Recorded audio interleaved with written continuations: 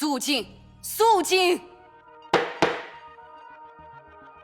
喂，凭什么你坐在那么高的地方？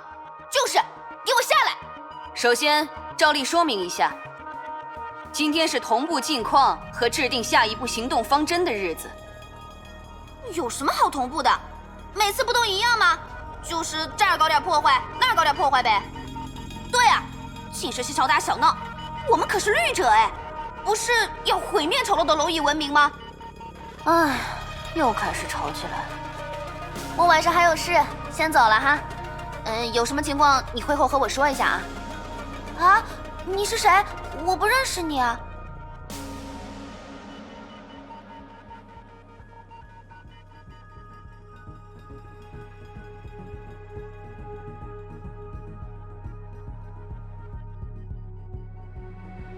这周，我们一共捣毁了32座发电厂，先后造成了20多座城市供电与交通混乱。兰登先生，这其中有你的故乡，你一定很高兴。我记得你从小就不喜欢那栋建筑。你认错人啦，兰登不在这儿，他坐在对面呢。你也认错了，兰登压根儿就没来，他早被女武神干掉了。在我们的努力下，又有11家大企业申请破产，这其中也包括亚瑟父亲的公司。感谢亚瑟为我们做出的贡献。哦，他之前不是一直恨他爸没时间陪家里人吗？现在这位先生再也不用上班了。想特别指出的是，因为无法解决我们引起的治安混乱，已经有2个国家发生了武装冲突。这样下去，内乱也是早晚的事啦。嗨，这些事真的和我们有关吗？总感觉就算不掺和，那地方也会变成这样啊。哎呀，算了，他都这么说了，你就当作是我们的功劳吧。虽然在行动途中遭遇了不少阻挠，那些可恶的女武神，我们失去了许多同伴，他们被回收，被拆解，唉，我不想说了。但是他们的努力不会白费，我们仍在朝着既定的目标迈进。希望大家继续保持现状，再接再厉。不久之后，世界将为我们改变。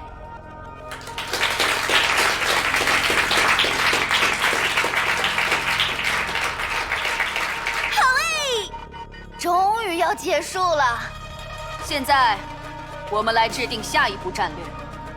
我提议。我们已经夺取了理智律者的力量，应该乘胜追击，继续抢夺其他律者的全能，给这些叛徒一个教训。然后等到时机成熟，就集中火力向与我们为敌的逆商、天命还有世界蛇全面开战。对，让那群家伙见识见识我们的厉害。世界蛇？哪儿又冒出来一个组织？第一次听说这名字。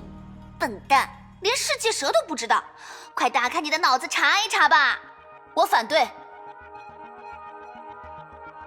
我们还没有适应理智律者的全能，应该和之前一样，继续在世界各地打游击，以退为进，慢慢熟悉力量的用法。对，我们现在连装甲车都造不出来，正面作战根本赢不了。胆小鬼，这样只会被他们逐个击破，一点一点削减同伴的数量。盲目进攻也只是送死。你是说我们打不过他们吗？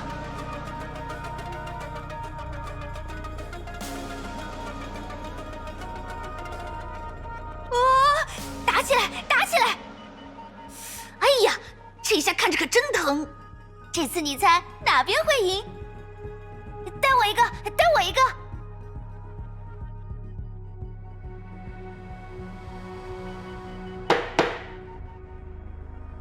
肃静，肃静！大家说的各有各的道理，但我们必须定下一个明确的意见。所以按照惯例，进入投票表决环节。赞成发动总攻击的，举手。赞成继续扰乱社会秩序的，举手。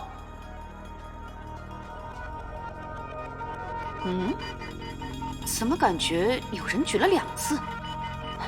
算了，反正结果也出来了。我们接下来的计划是继续扰乱社会秩序。紧张死我了！胆小鬼！安静，安静，请大家放心，无论过程如何，最终的结果都不会改变。因为我们只是在揭穿世界的本质，撕开虚伪的表面，将它最纯粹的部分展示给更多人。我们的胜利不会被改写，因为这个世界无法被改变。至于逆商、天命、世界蛇，当人类意识到所谓的美好只是一场骗局，那么不用我们出手，也自会有人让这群伪善者付出代价。散会。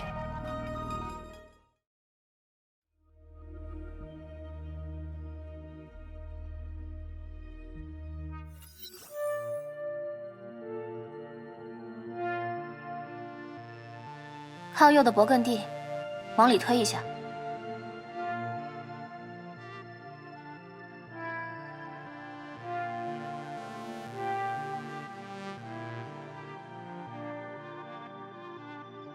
呀，我还没说是第几支呢，你就找到了。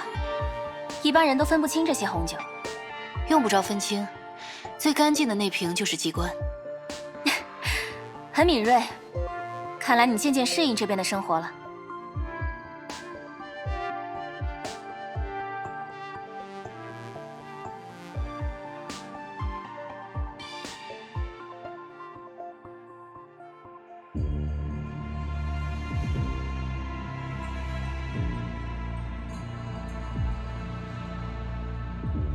你们晚了5分钟。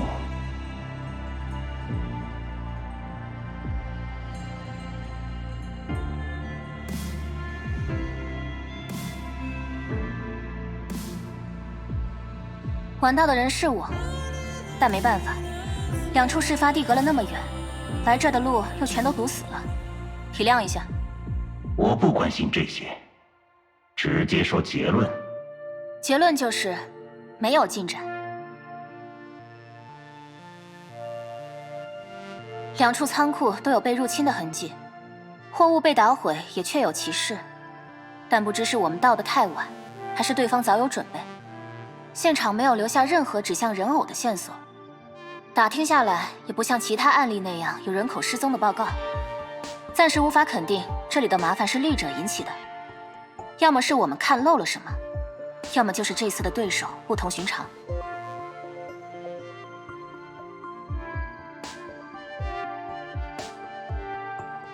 继续追踪，我相信这次事件和人偶有关，而且这个个体行为逻辑特异，有回收的价值。明白了。你那边如何？只是一个冒用世界社名义的走私集团，都处理干净了，没发现异常。胡狼对那群人还挺在意的。是吗？可惜我没看到什么特别的，都是些拙劣的模仿和伪造，他应该不会感兴趣。现场已经让人封锁了，要是他很在意，可以亲自去那儿看看。啊，恐怕他得去一堆灰里寻宝了。我用的手段稍微极端了些。我会转告他的。你和杜鸦继续追踪特殊人偶个体的下落，把他带回来，无论生死。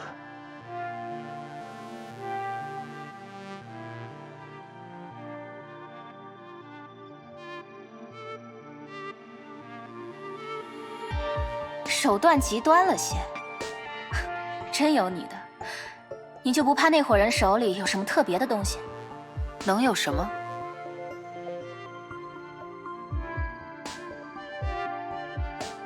好吧，我也想不出会有什么。来，喝杯水。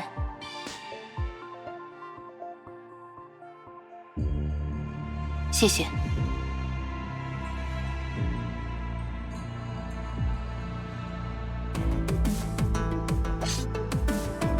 就是这儿了。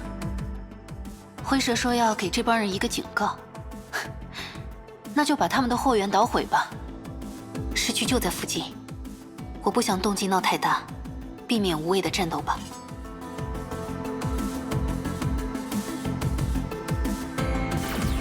看来这边就是他们的加工厂，仿制的武器、药物，这些东西如果流通出去，后果不堪设想。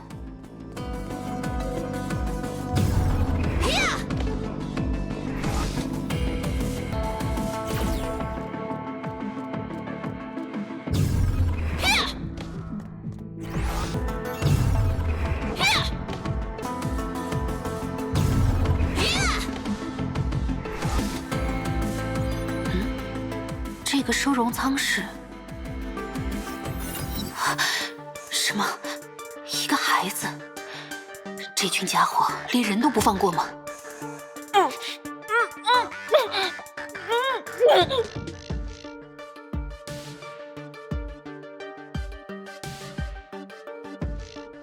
盛寒。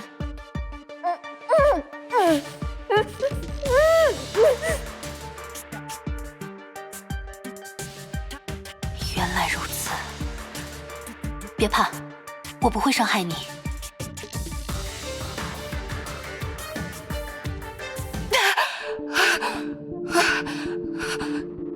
你不是来买我的吗？不是。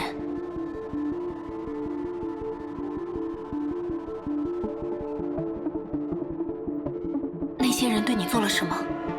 他们抓住我，说要把我卖给买主。他们还提到了什么蛇？啊，你该不会就是……嘘，冷静一点。我不是你的买家，也没想带你走。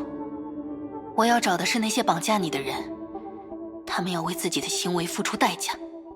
你走吧，外面的家伙我会解决的。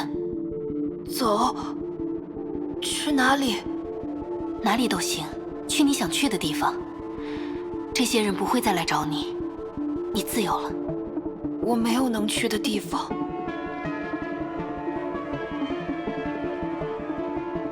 我从小就没了爸妈，叔父嫌我是个灾星，我讨厌他，就逃了出来。这些年，我都是一个人过来的，被抓也是因为有人让我来偷这家伙的东西，但那个人转头就把我卖了。你的朋友呢？还有什么信得过的人吗？唉，无亲无故，又觉醒了圣痕，想必这孩子也是崩坏的受害者吧？天然圣痕的男性携带者，如果带回世界蛇，他必然逃不掉成为胡狼实验品的命运。但还有机会，他出现在这里完全是场意外，胡狼不知情。灰蛇的指令也很单纯，不像是在试探我。怎么办呢？如果放任他在街头自生自灭，恐怕过不了多久，又会落入谁的手中吧。这个给你。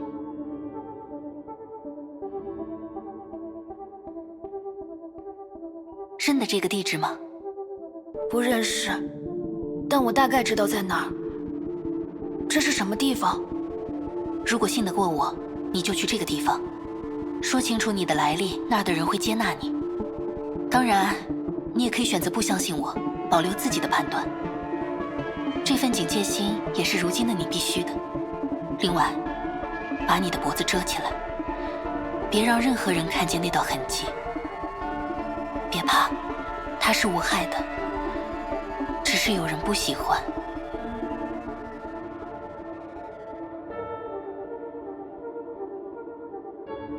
我会去的，我相信你。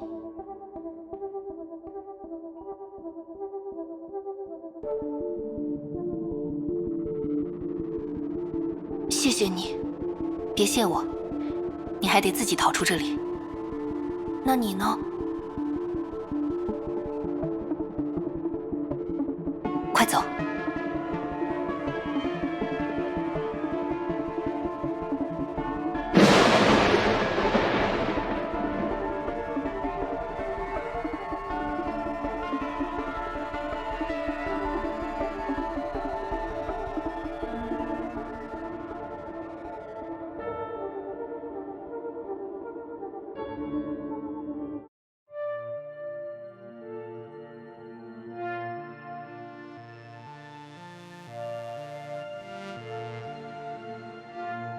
你说，胡兰会不会真的把那堆灰带回去研究一番？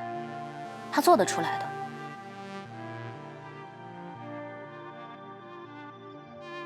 难得来这里，要不要喝一杯？杰克丹尼。我不喝酒。是吗？那来点无酒精的。随意，如果你调得出来。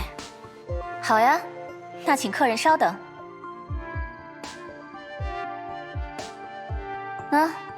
您的饮料。牛奶。无菌脱脂，最适合拿来打发跑酒馆的未成年人了。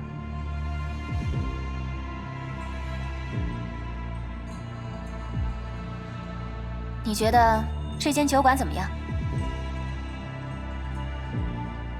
挺旧的，不过什么？倒是挺有格调，想必有个品味不错的主人。以前应该是个很受欢迎的地方。眼光不错，我全当夸奖收下了。这酒馆是你的？是啊，几年前的事了。那段时间我离开了世界蛇，需要一个落脚的地方。离开世界蛇？是有什么任务？不是任务，就是字面意思的脱离组织，走的正规流程。怎么，没和你说过？没有。看来我们聊得还不够多。我以为你从小在组织里长大，听说灰蛇把你带回来时，你还是个孩子。没错，他带我走出了西伯利亚的冻土，将我培养长大，成为一个为蛇而战的战士。但我不喜欢这儿，没什么理由，只是觉得自己不属于这里。所以长大后，我提出了离开，要去寻找自己想过的生活。然后呢？你一定猜不到，灰蛇很干脆地同意了。这么简单？是啊，就是这么简单，甚至没有问为什么。有那么一瞬间，我觉得自己仿佛一个无足轻重的棋子，去留与否，蛇才不关心。如果真是这样就好了。但灰蛇只说了一句话：“你会回来的。”他说中了。是啊。为什么？因为外面的世界没什么不同，和里面一样糟糕。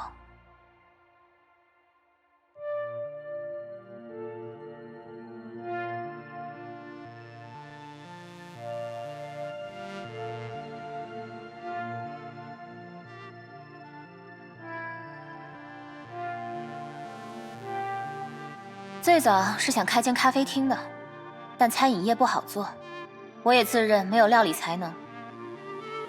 改成酒吧后，倒是有不少帮派成员、情报商人来光顾。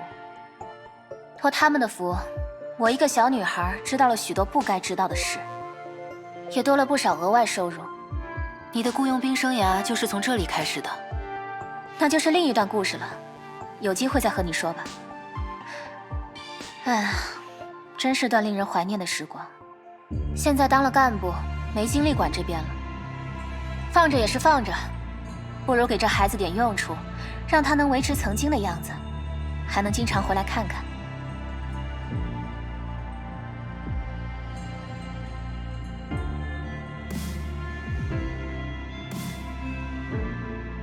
你回去的理由和孩子们有关，对吗？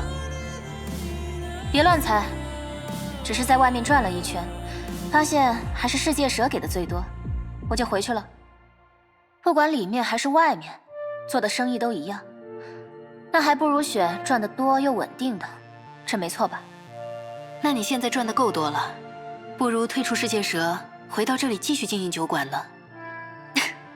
你说的对，你说的对，说不定那样才是正确的做法，但有些事就是没法这么做。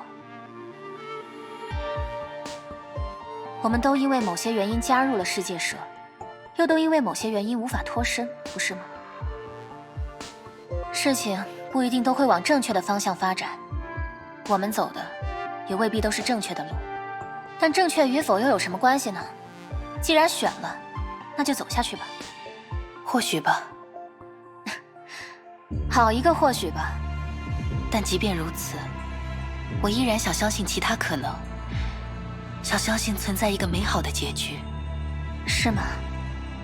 听说太虚山内事解决了，提安娜表现出色，还从绿者手里救出了同伴。当然，本来是雨兔负责这事的，但等那家伙悠哉悠哉晃到现场的时候，绿者早都不见了。唉，算了，随便他吧。反正提安娜现在的状态不错，你的努力没有白费。大概，这就是你口中的其他可能吧。还有很长的路要走呢。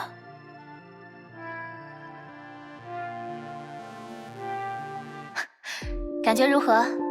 有机会再一起来，下次给你调个特别的。我不喜欢喝酒，那就给你调个特别的牛奶吧。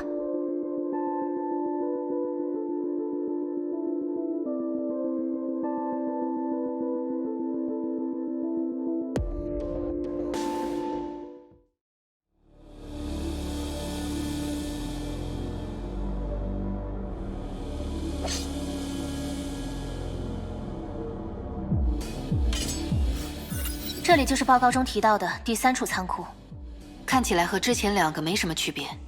的确，这座城的仓库都长一个样。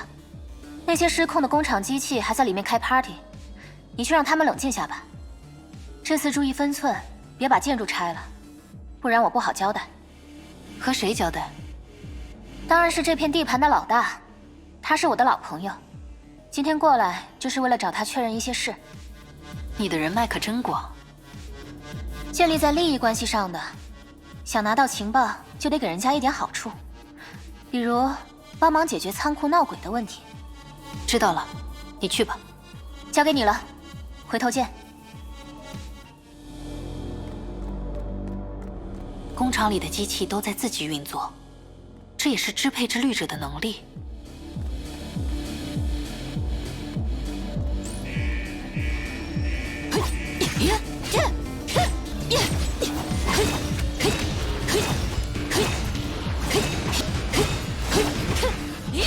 影分身，四闪！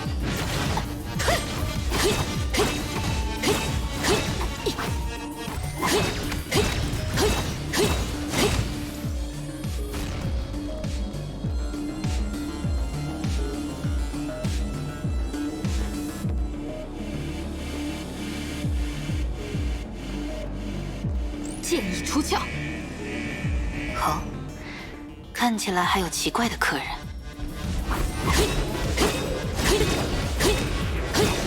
千日突刺，斩！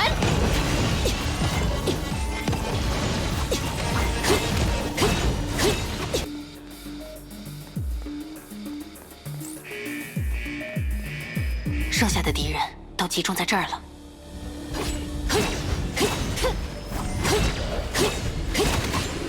影分身，四闪！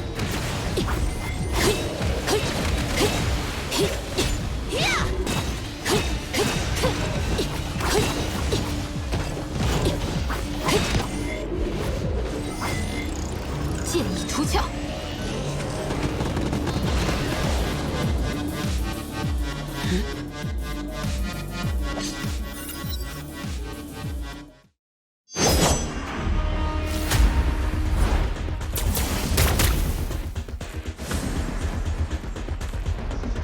嗨，想我了吗？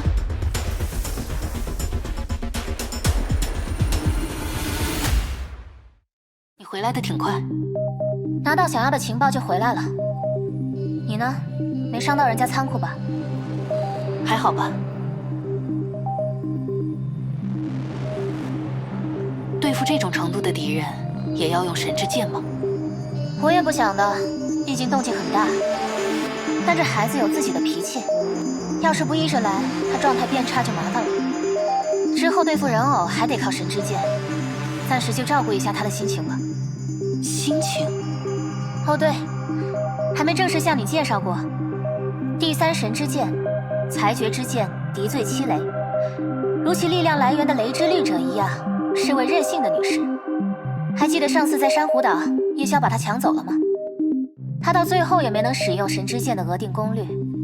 敌罪七雷在她手上就只是把普通的武器，因为她是有心情的。确切的说，是很讲究于使用者的相性。在不合适的人手中，就发挥不了力量吗？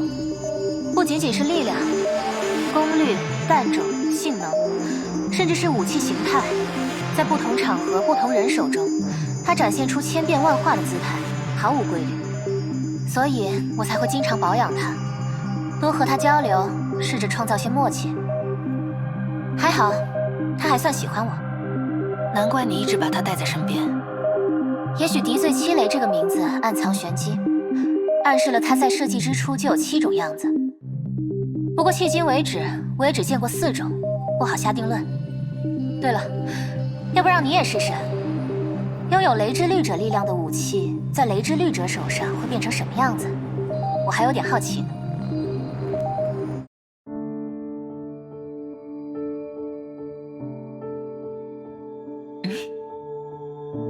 哇，这是……该怎么说呢？还挺适合你的。看来这孩子挺喜欢你，或许这就是雷之律者的惺惺相惜吧。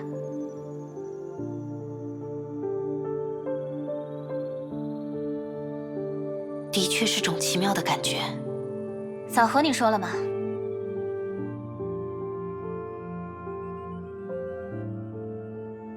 有一次不巧，在他状态不好的时候出任务，我当时也受了伤，打着打着，这家伙竟然变成了一把弹弓，差点没把我害死。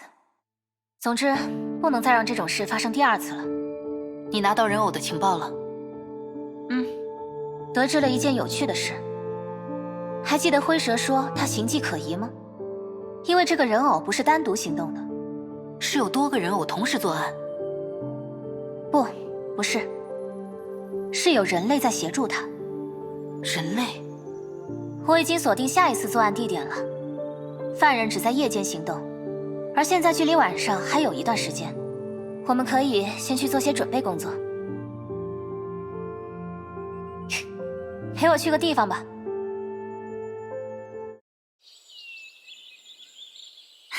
老师，还有牙医。嗨，空，这么远就看见我们了。抱歉啊，现在才来看你们。这段时间辛苦你照顾大家了。在这儿住的还习惯吗？床软软的，客厅很大，洗澡水也一直是热的，大家可开心了。是吗？那就好。不过，这里的咖喱没有牙医做的好吃。好啊，不想我就想着牙医。你个见异思迁的小家伙，我生气了。没有，也想老师，也想老师。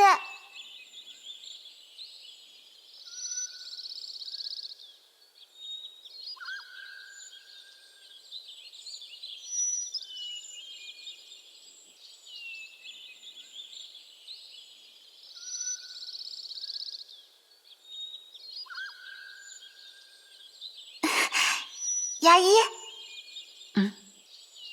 要进去看看孩子们吗？不了，我在外面等你。抱歉，小空，我还有些事，这次没法陪你们。不过放心，之后我还会来的。有什么想要的礼物吗？我带给你们。没关系，牙医直接来就好。能见到牙医就是最好的礼物。那约好了。约好了，一言为定。今天就好好陪老师吧，他可想你们了。来的路上还在背开场白呢。别多嘴。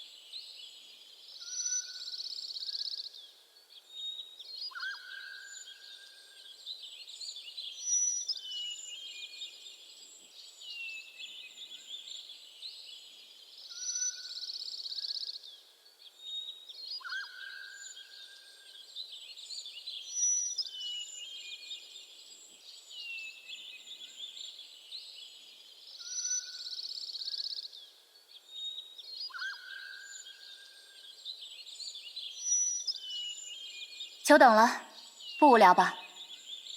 倒是不无聊，不过这就是你说的准备工作？让我进入状态的准备工作，不可以吗？孩子们都还好吗？一日三餐，衣食无忧，治疗和护理也都是专业人士在操作。他们不再是被困在巢里的孩子了。这里真漂亮，仿佛一个乐园，崩坏从未发生过。他们应该在乐园里长大。下次还是进去看看吧，孩子们都想见你。哦，说到孩子，听说昨天有个小男孩拿着张纸片跑来了这里，说是被坏人绑架了，自己逃出来的。脖子上还有一圈奇怪的疤，似乎是圣痕。是吗？有圣痕的男性，挺少见的。被绑架的地方好像就在你昨天执行任务的区域哦。那真是巧。是啊，你有注意到什么吗？没有。真的吗？那你有没有看见一个身材高挑、长相甜美，头上还长了对角的漂亮姐姐，在发印了这边地址的小卡片？没见过。啊，可惜了，我真的好想认识一下她。我会帮你留意的。那你干脆帮我向她带个话吧。要说什么？就说我这儿不是托儿所，不要什么人都往我这儿送。再有下次要收费的，价格可不低。我记住了，要是见到他的话，会帮你传达的。那就拜托你了。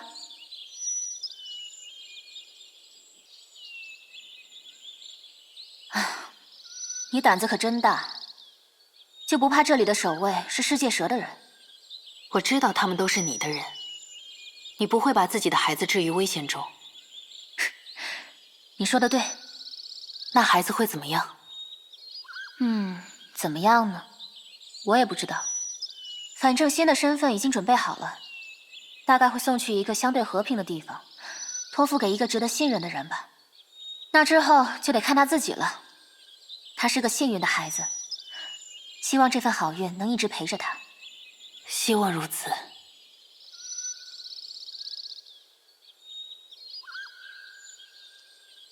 好了，我们该走了。要去的地方在海边，离这儿有段距离，我们开车去。剩下的事边走边聊。上车。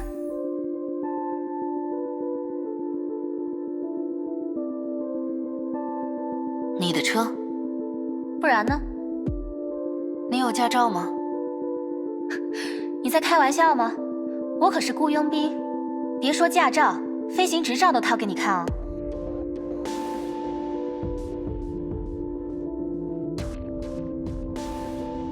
怎么样？评价一下。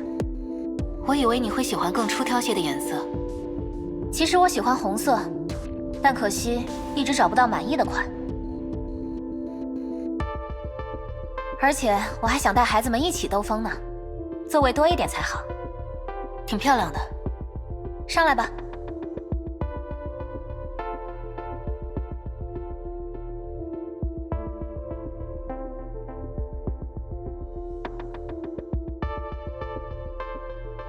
怎么了？我说，雷电牙医大小姐，你是把我当你的司机了吗？你坐后面，我怎么和你说话呀？给我乖乖到前面来。好吧。这才对嘛，系好安全带。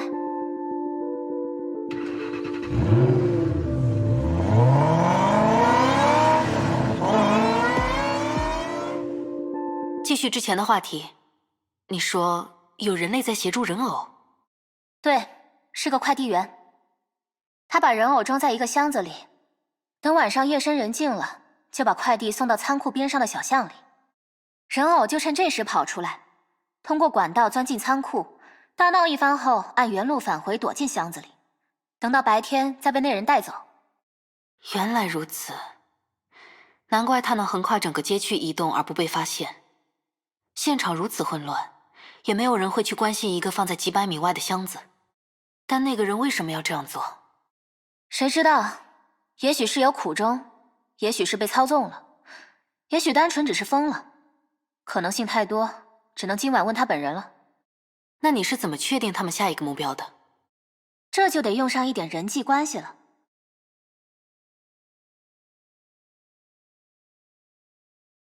还记得我们调查了几个仓库吗？算上今天的，一共3个。对，3处存放货物的仓库都被人偶捣毁了，恰好分属于城里3个声名狼藉的组织。我再说一句，这座城市的平衡是由4股势力维持的，你应该明白了吧？原来如此。但如果是那种仓库，没有了不是更好？人偶为什么要做这种对普通人有利的事？除非受害者都认为是对家在从中作梗。聪明。冲突已经发生了，就是昨晚的事。这样发展下去，早晚会殃及平民。所以你认为人偶会继续光顾第4个仓库？没错。但他也可能就此收手，这样最后一个组织就会成为众矢之的，矛盾会变得更尖锐。确实如此，但人偶不会这么做。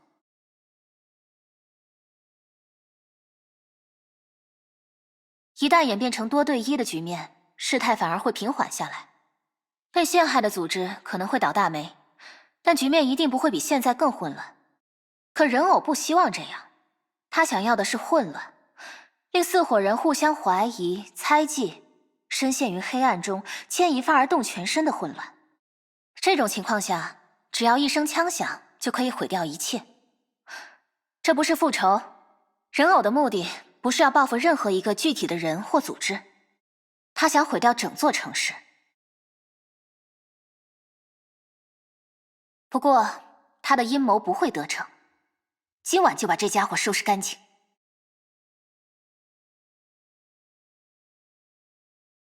话说回来，我的开车技术不错吧？比起我当年的司机，还差一些。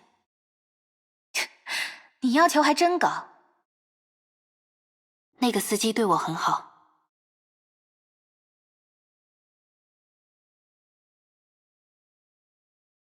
那时父亲忙于工作，平时都见不到他。我上学和放学都是司机接送，学校里也没什么朋友。放学也不和同学一起回家？是啊，每次还没出校门，就能看见一辆黑色的轿车等在门口了。说不定就是因为这个才没朋友的。可能吧，也许我的司机也察觉了这一点，但没办法，接送我是他的工作。所以他经常在车上和我聊天，问我在学校发生了什么，和我说父亲的工作又怎样了。听起来是个温柔的人。是啊，但我连向他道谢的机会都没有。怎么了？他死了。长空式的崩坏吗？这样啊。这么想来，总觉得身边对我好的人，大家都没有很好的结局。那位司机也是，父亲也是，老师也是，朋友也是。怎么突然这么悲观？是谁昨天还和我说会去相信另一种可能的？你说的对，但有些事，或许连称之为可能性的东西都不存在了。我看了世界蛇关于极意宝石的搜寻结果，一字不漏。但上面显示的结论是一无所获。没错。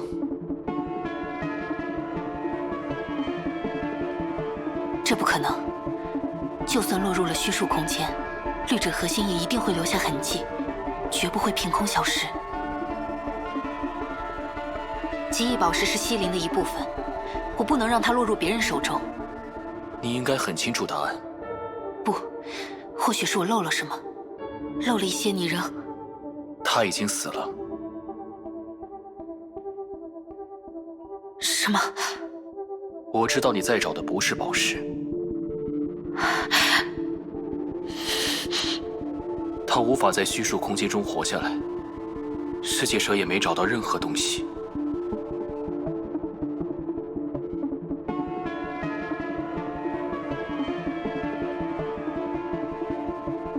这是事实。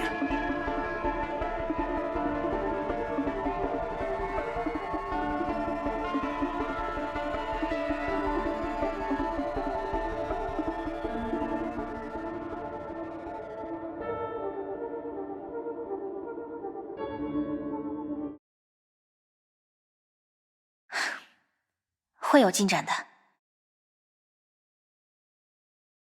渡鸦，我想问你一个问题。什么？或许会有些冒犯，如果你不想，也可以不回答。你问吧。你会期待自己的哥哥还活着吗？灰蛇告诉你的。是我自己查到的。你和灰蛇走的时候，他还没死。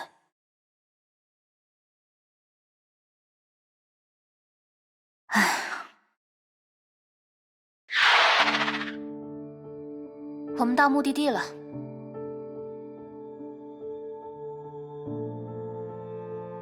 离入夜还有一段时间，陪我下车走一段吧。西伯利亚没有海滩，只有白皑皑的雪地。我哥哥从来没见过这样的沙滩。要不要把鞋脱了？海浪拍在脚上的感觉一定不错。还记得有一次，我提出和哥哥比赛，比谁光脚站在雪地里的时间长。你赢了吗？没有，我没一会儿就受不了了。但哥哥足足站了10分钟，到最后他都没知觉了，还是我把他背回了屋里。你哥哥没被冻伤吗？当然冻伤了，腿差点就保不住了。事后妈妈狠狠地骂了他一顿。不应该骂你吗？是啊，可哥哥一口咬定是他提出的比赛。明明平时总是在欺负我，可到关键时候又会挺身而出保护我。爸爸妈妈面前也是，打猎的时候也是，那时候也是。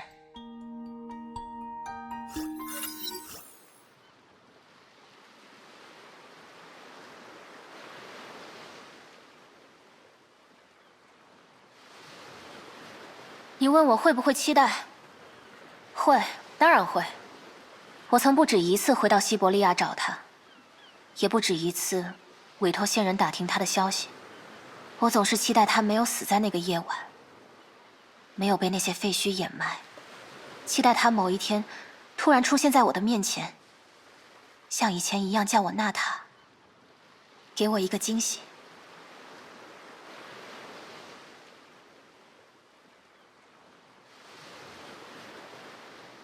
你知道吗？其实他真的出现过。什么？那是个和小时候一样冷的冬天，连温哥华都下起了雪。我开着车去见交易对象，在等红灯的时候，一个和哥哥一模一样的人突然从我面前走过。是小孩子吗？不，不是孩子。怎么说呢？我当时只觉得，如果哥哥还活着，一定是这个样子。我脑中一片空白，什么都思考不了。等回过神来，他已经消失在转角了。我立刻下车追了上去。我追了他很久，但我们之间总有那么一段不变的距离，不是因为红灯，就是因为人流。我盯着他，努力把他的背影维持在视野中。奔跑的姿态，躲避路人的侧身，和记忆中的样子一模一样。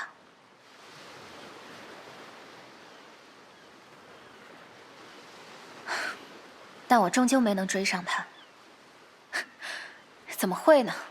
我可是北美第1的雇佣兵，前行追踪应该手到擒来啊。所以最后我发现了，不是追不上他，而是我不想追上他。我明白这种心情。其实在我内心深处，我知道那不是他，我知道他已经死了，那只是一个过去的影子，但我不想承认这一点，仍然想抓住他，就像抓住一根稻草。可我也不想被否认这一点，所以迟迟不敢追上那道影子，不敢等他回头后迎来一句对不起，你认错人了。后来呢？后来的事我记不太清了，大概是回到了那个红灯前吧。交通秩序一定被我搞乱了，交易任务大概也迟到了。但现在想想，结果怎么样都无所谓。那天的经历就像是一场虚晃的梦，没有实感。我继续过我的生活，经营着酒馆，当雇佣兵，用性命赚钱，最后还给自己找了个梦想，买一座小岛，盖一幢大房子。我漂泊太久了，想要一个能回去的家。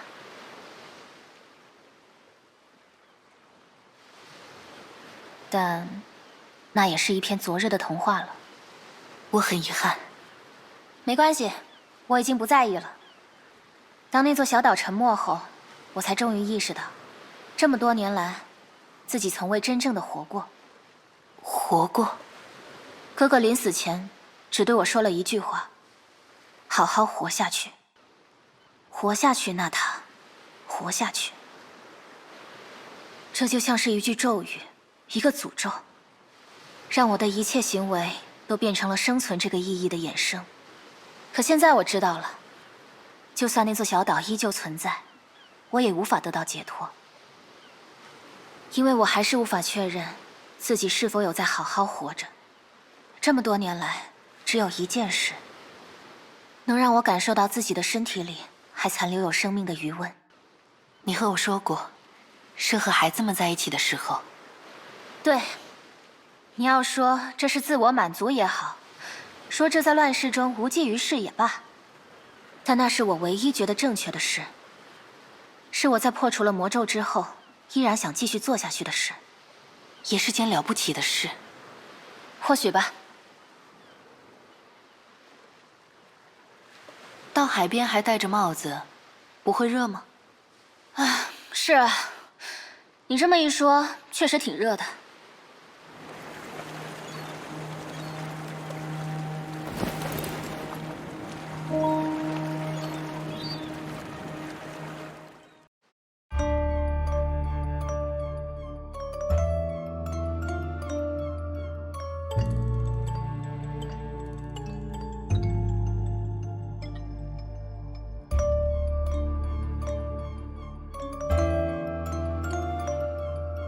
你知道吗？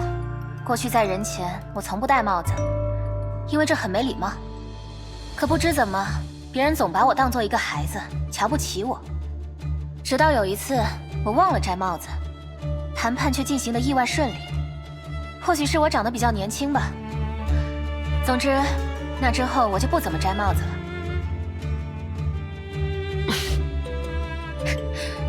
你就笑吧，不给你看第二次了。雷电牙医，我们总得告别过去的影子。是，但我也相信你口中的美好结局，至少在某种程度上。谢谢。谢我做什么？去走你认为正确的路就行了。我也同样会走我认为正确的路。当然。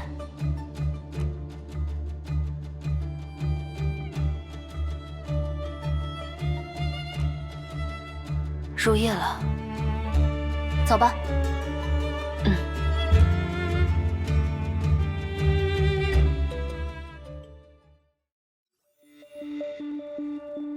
我们到了，又是一处长得差不多的仓库。也许这就是当地特色吧。现在差不多到那家伙出没的时间了。总觉得安保机甲也多了起来。大概听说了其他仓库的遇袭事件吧。那我们的目标还会潜入这里吗？我觉得没多大影响。支配之律者总给人一种不达目的不罢休的感觉，为此甚至连命都可以不要。我们也行动吧，尽量避开这些机甲，不要打草惊蛇。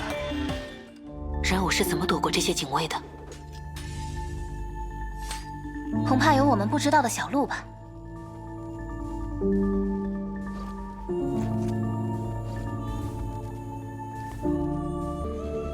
神之剑状态如何？放心，他现在心情好着呢。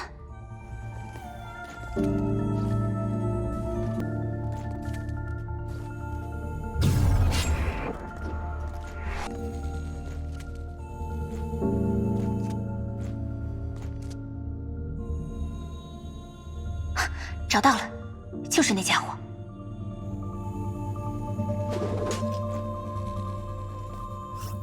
别动，离那箱子远一点。谁？你们想对我妹妹做什么？不要！我才不会让你们伤害我的妹妹！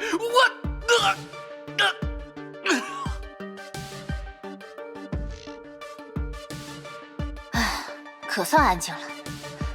你们杀了他吧？只是电晕了而已。他这精神状态，我看也问不出什么。把他绑起来吧。同意。这人3句2句不离妹妹的，怎么回事啊？这就是你之前提到的箱子吧？人偶就在里面。包装都没坏，要打开看看吗？小心点。根据之前收集的情报，与人偶接触时，我们可能会被传送到一个名为支配剧场的异空间。没关系，我早有准备。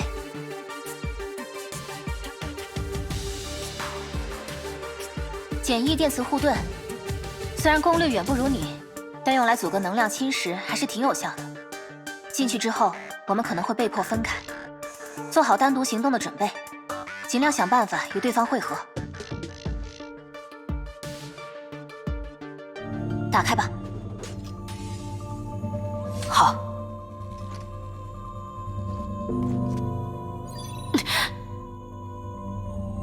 这里就是支配剧场。杜雅不见了，被传送到其他地方了吗？还是没有进来？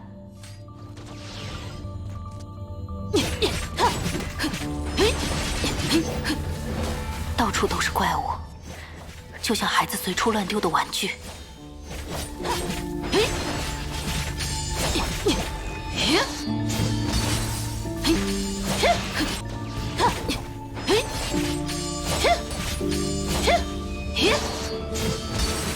哎呀，瞧我发现了什么？谁？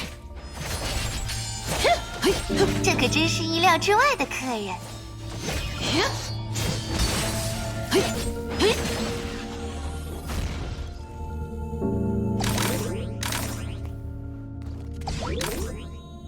欢迎来到支配剧场。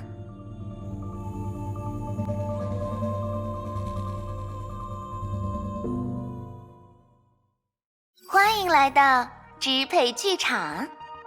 人偶。哎呀，我说哥哥怎么半天不叫我出去呢？原来是遇上了麻烦。哎呀，有话好好说呀，别动粗嘛。我还想带你好好参观一下这里呢。参观？是啊，来一趟多不容易，不好好看看再走吗？雷电牙医。你知道我的名字？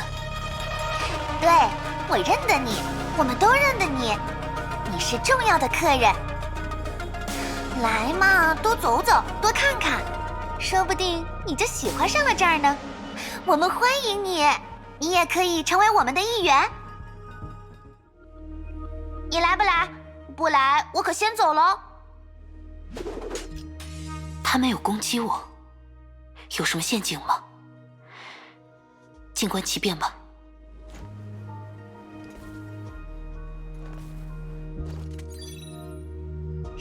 怎么样，是不是很壮观？是大家一起造的哟。大家是谁？是我的朋友，我们都很弱小，所以大家才要团结，才要在这个剧场中互相帮助。哎呀，真不好意思，一定是谁不小心乱丢在这儿的。但用雷之律者的力量，应该能轻松搞定吧？没关系，这种程度的敌人用剑就能解决。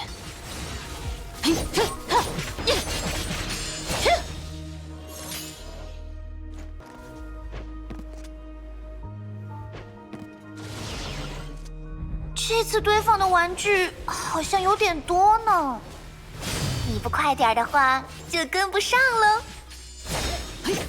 不用担心我，你继续带路。堂堂律者，就别再用刀刀剑剑了嘛，一道雷劈下来多帅啊！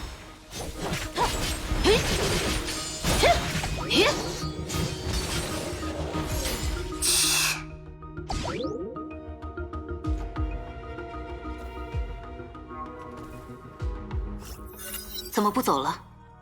不是要带我参观吗？别装了，我知道这些傀儡都是你操纵的。被识破了呀！但我这不是想看看雷之律者的英姿吗？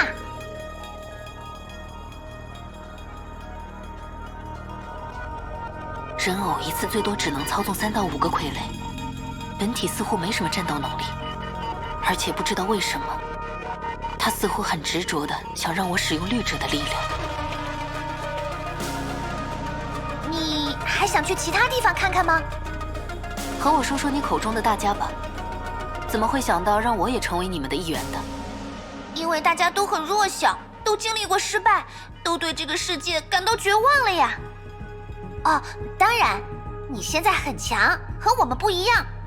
要是再早一些，就能顺理成章地邀请你了。不过，现在的你，依然有踏入这座剧场的资格。何以见得？因为你的心中依然有绝望呀。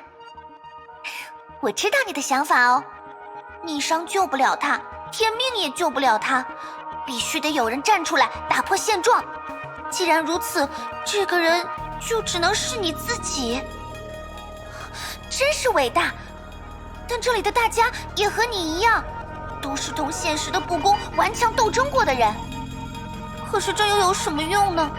解决了一个问题，马上又有下一个问题；矫正了一个错误，转眼又有下一个错误。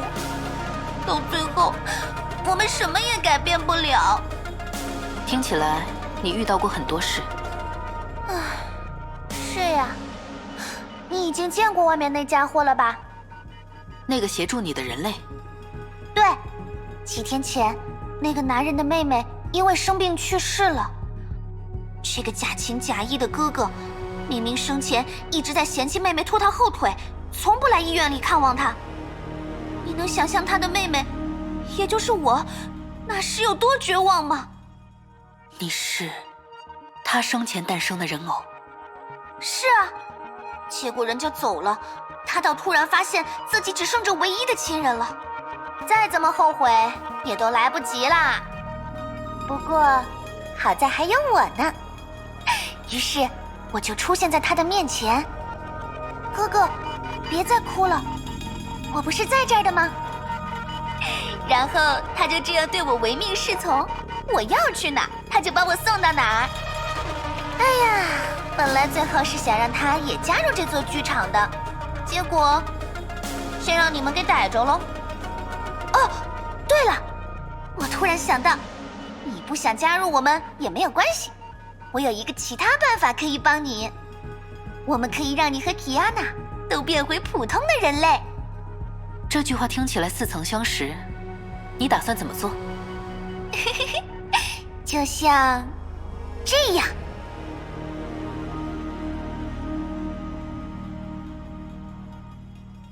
哒哒！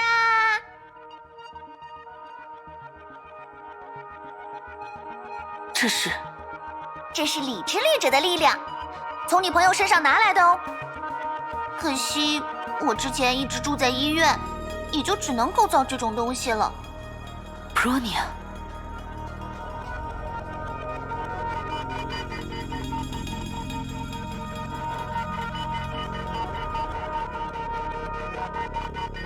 我不明白，理智律者和你的提议有什么关系？你不会以为构造能力能重铸我们的肉身吧？才不是！你有没有好好听我说话？重点不是理智律者，是我们能拿走你们的力量。只要和我手牵手，稍微使点力，噼里啪啦一阵电光后，你的能力就归我啦。怎么样？是不是很简单？你先把雷之律者的力量给我，我再帮你去夺取空之律者的力量。这样一来，你就能和他回归正常的生活，并且以后再也不用烦恼任何和崩坏有关的事啦。听起来很有道理，但你要怎么保证提亚娜不会再夺回自己的力量？夺回力量？不可能，不可能！一个失去全能的普通人，怎么可能赢得过我们？哦，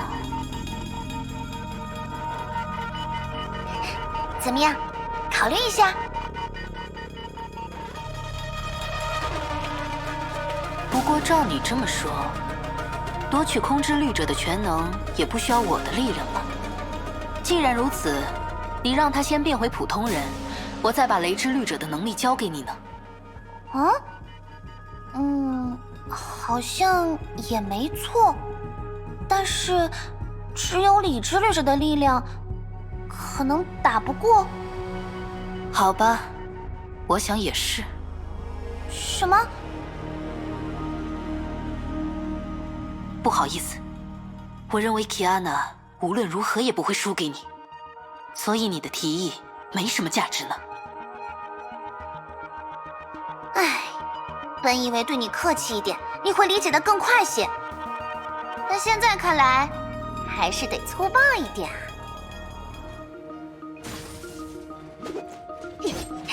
这些东西可是我们花了10几个小时造出来的哦，不用律者力量，看你能撑多久。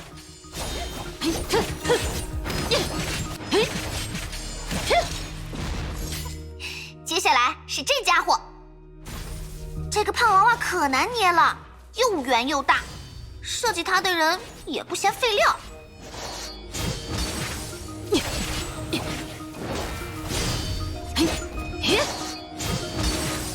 出故障了，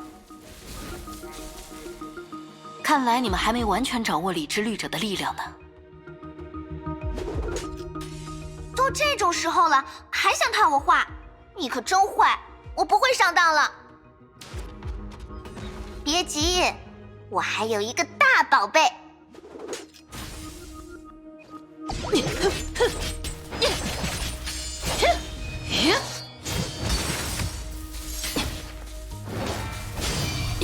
啊！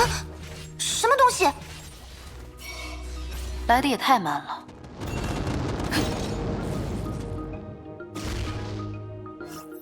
什么？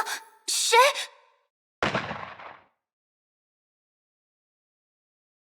哎呀，我是不是扳机扣得太快了？他想说什么来着？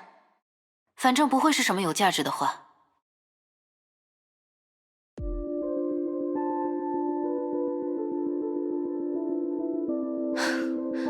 我们回来了。看来只要消灭了接触的人偶，和支配剧场的连接就会中断。这或许是某种保险机制吧。那个男人怎么办？就丢那儿吧，交给这边的负责人处置了。那种家伙不值得同情。刚才人偶使用了理智律者的力量，我也看到了，要帮你打听一下吗？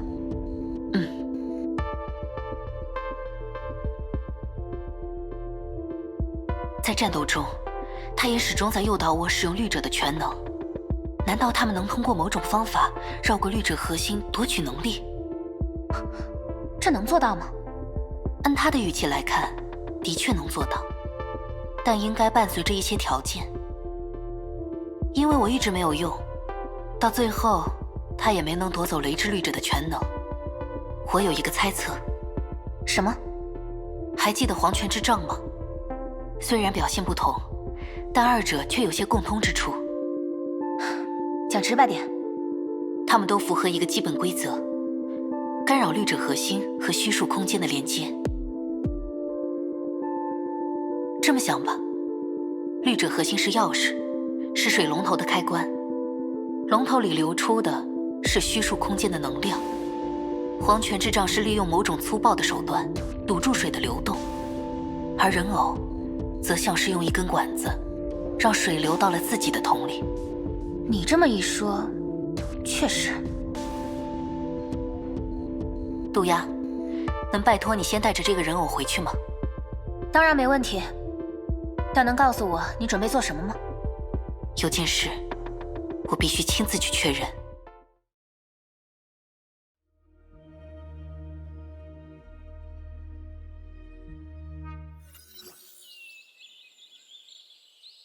就是这了，第一位支配之律者诞生的地方。挺不错的大学。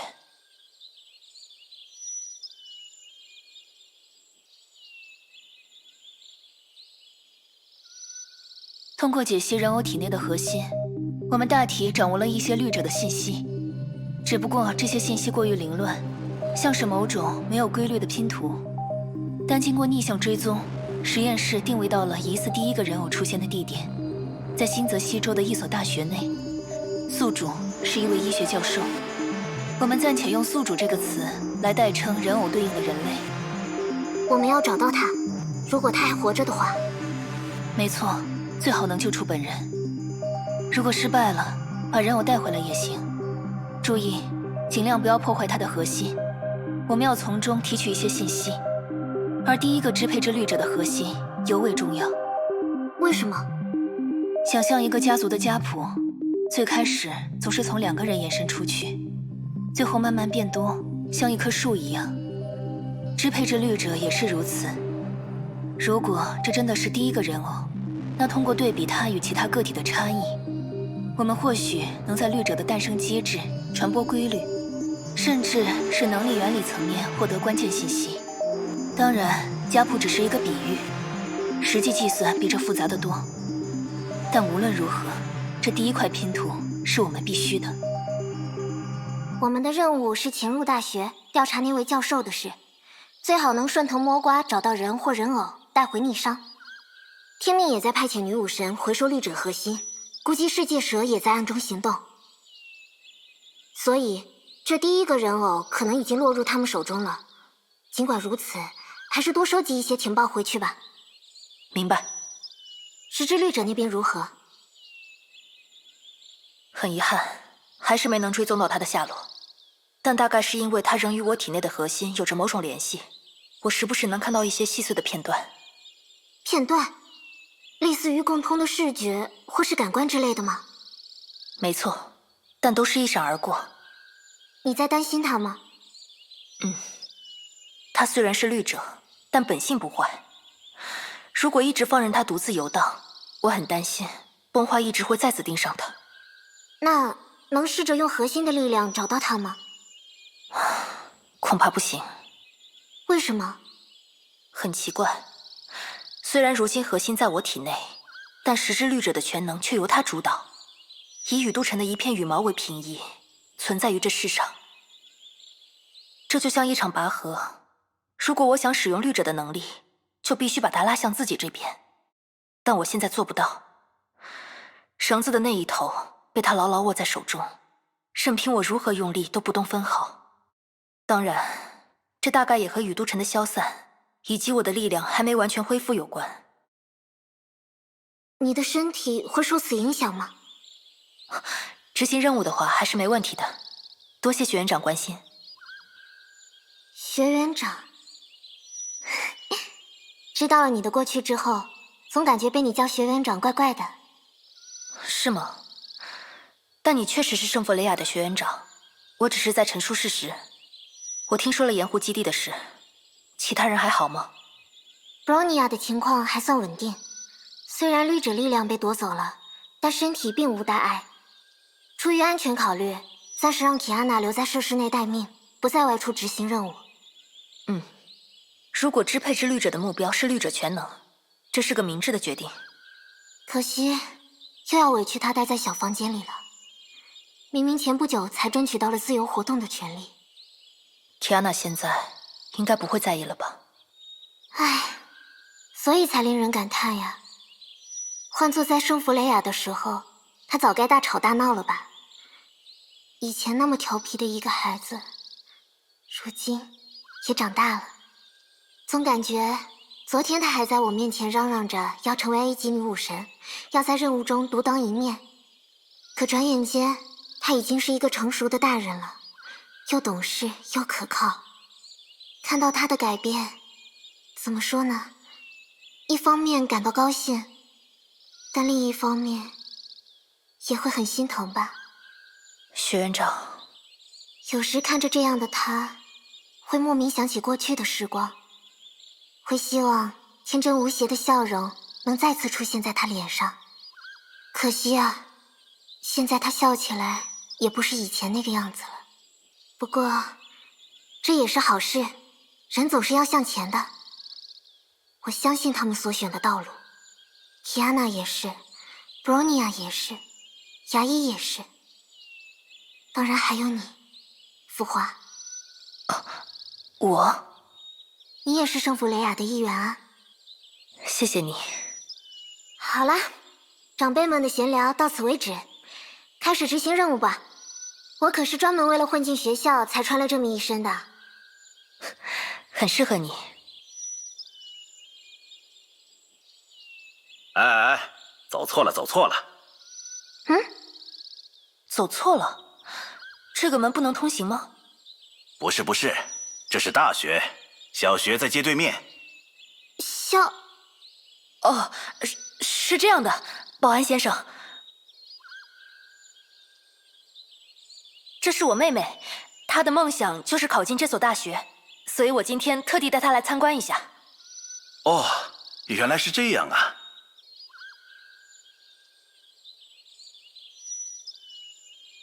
哎呀，我朋友的女儿也和这孩子差不多大，也想考这儿。小妹妹，你以后想学什么呀？是不是想和你姐姐一个专业？是的呀，一直听姐姐说学校里好漂亮，叔叔能让我们进去看看吗？哎呀，当然可以，你可要好好学习，努力实现自己的梦想呀。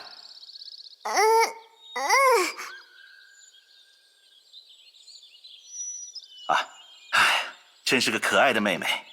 那你们好好参观，我就不打扰了。谢谢您。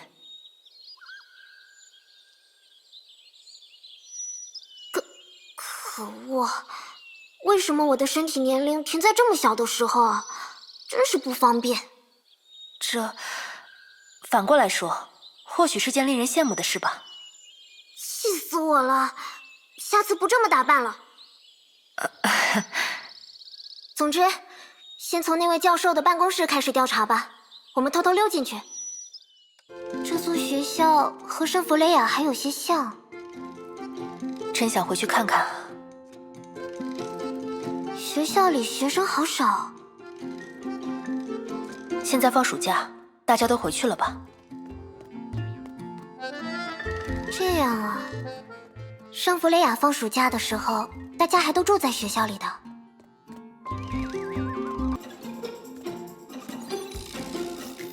这里就是他的办公室了。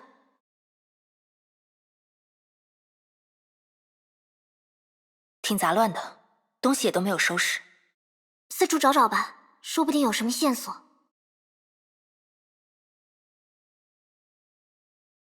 课程安排表，哇，这老师课还真多。贷款逾期催收函，电费催款通知书。看来他遇到了一点经济上的困难。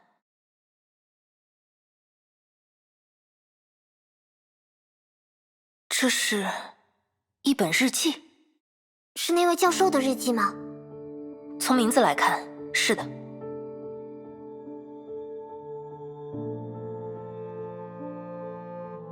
前面的日记都很正常。5月15日秦，这个月已经过了一半，可还是没有任何回应。5月17日，文章又被退回了，该死，他们怎么就不懂这项研究的重要性呢？经被第7家医学杂志推稿了。好吧，看来到此为止了，没有人理解这个具有开创性意义的课题。他似乎积累了很多负面情绪。没戏了，这个月也没有任何进展，钱也都拿去还了贷款。昨晚我梦见了一座剧场，来了。剧场非常大，像是哥特式建筑，令我想起电影中的维多利亚时代，但里面却空无一人，仿佛是专门为我而造的。可我隐约听到一个声音，说我属于这里，大家都属于这里。大家？是啊，是啊，一个人的声音很小，一个人的声音很弱。我们需要更多的同伴，更多的声音。等等，我在写些什么？可能是最近压力太大了。我又梦到了那座剧场，一双手推着我走上舞台中央，我在上面唱啊跳啊，有人在为我鼓掌，声音像2块木头在碰撞。我觉得自己应该约一下心理医生了，真奇怪，我竟然在期待梦见那座剧场。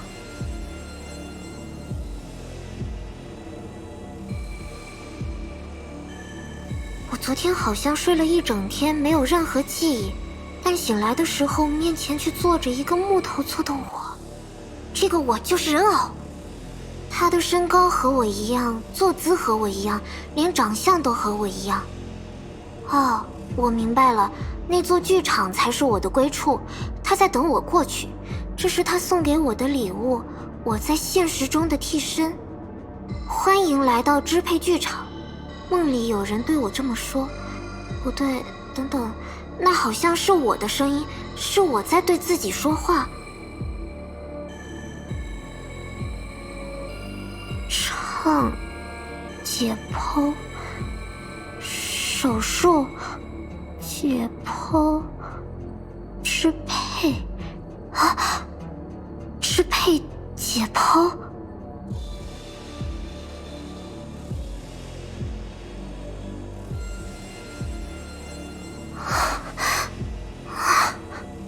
纸张已经被涂得看不清了。梦中的声音，支配剧场，还有神秘的人偶。每个受害者都有类似的经历。现实中的人偶诞生后，他们就会变得精神失常、昏迷，甚至失踪，而人偶则会开始扮演他们，冒充他们作案。而支配剧场就是他们的大本营。根据布罗尼亚和希尔提供的情报，那座剧场似乎是一片异空间，人偶们能自由出入剧场，或许还能拒绝别人进入，简直像检票员。可惜，日记里没有更多线索了，都是一些已知的情报。想来也是，不然他不会还留在这里。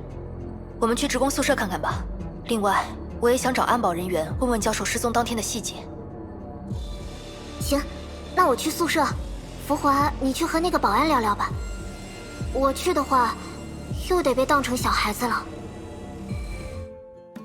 我记得保卫处在这个方向。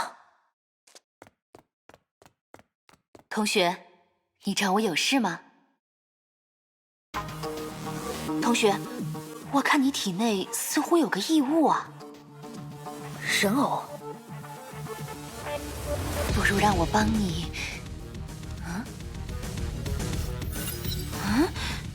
同学，这是怎么回事？什么？我明明是感受到了绿者核心的气息，才专门出诊的。但你这怎么像血栓？也不对，结节？也不是。你用不了自己的力量，你是个假的绿者。你不需要知道。唉，一个两个都是这样，哪里不舒服都藏着掖着，这怎么能治得好病嘛？放轻松，好好配合我，我会治好你的。还是先治治你自己吧。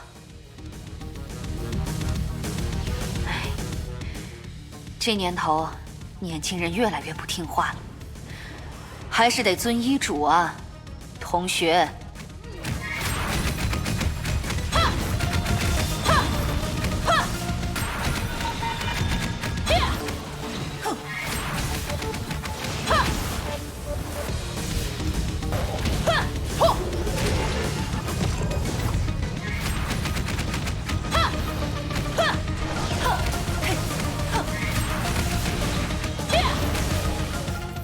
哎呀，秀才斗不过兵，走了走了。给我站住！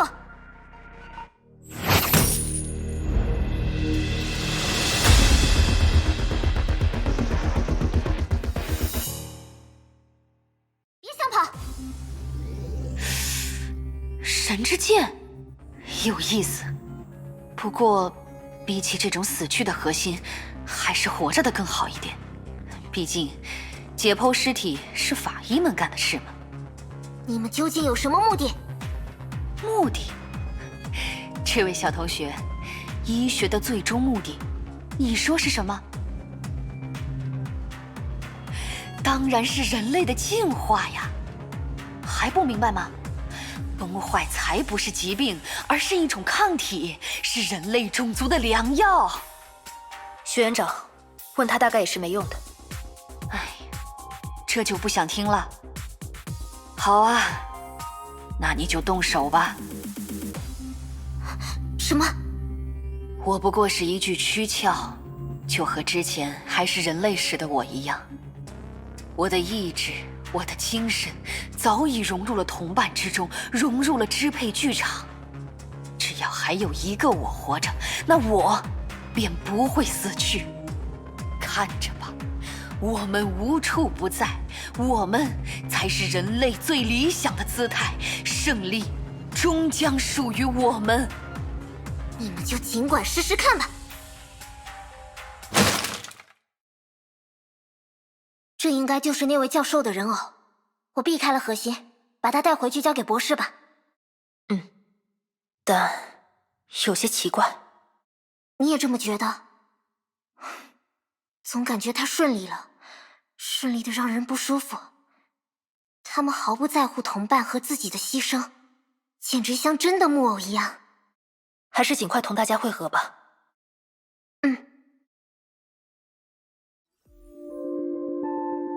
今天把大家叫来，是为了同步绿者核心的解析进度，并以此制定下一步战略。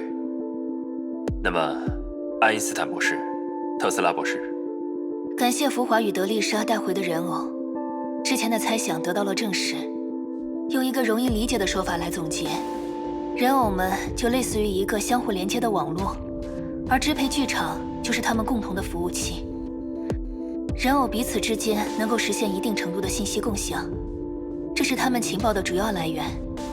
但也不是绝对的。如果有某个人偶特别不合群，他可以选择不和别人分享自己的信息。现在还不清楚人偶内部究竟是什么状态。但反过来，我们也可以利用这个网络。就是你之前提到的逆向追踪？没错，通过逆生目前持有的几十组核心样本，实验室已经能够对人偶的残余数量和活动位置进行较为准确的推测。这也代表现在不再是敌暗我明的状态了。我们已经用这个方法侦查并消灭了10余个潜藏在人群中的人偶。掌握敌人的位置和数量信息之后，就能以此来制定反击计划。这听起来是个好消息。人偶的作战能力很弱，只要能把他们拉进正面战场，我们有很多办法取胜。但现在遇到了一个棘手的问题。什么问题？人偶的行动停止了。停止是什么意思？就是字面的意思，停了，不干了，不搞破坏了。是察觉到信息泄露了吗？这或许是一方面的原因，但有另一件事让我更在意。人偶的数量恰好停在了500这个点，刚好是1000人的一半。没错，2天前，监测中的人偶数量从501跌到了500。从那时开始，所有的活动反应都毫无征兆地消失了。整整2天，人偶都没再出现过。就像他们突然放弃了自己的计划，或者是他们的计划进入了新的阶段。他们迄今为止捣的乱，已经够全世界混乱一阵子了。破坏倒是其次，最麻烦的是连带产生的群体失信与猜疑链，人与人之间正在变得越来越难以信任。这不，连我都在外面被关了半个月。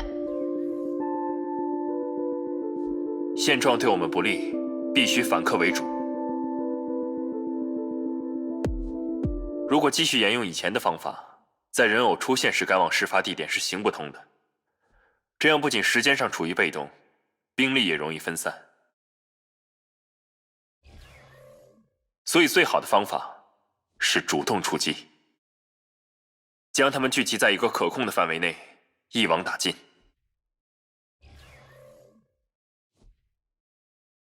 这的确不容易，要做到这一点，无外乎2种方法：驱赶或者引诱。驱赶的方法目前看来不太现实，人偶太过分散，数量也过于庞大，所以剩下的就只有引诱了。抛出一个支配之律者无法拒绝的条件，设下一个他们一定会踏入的陷阱。等等，人偶们想要的东西，你是说需要一个诱饵吗？没错。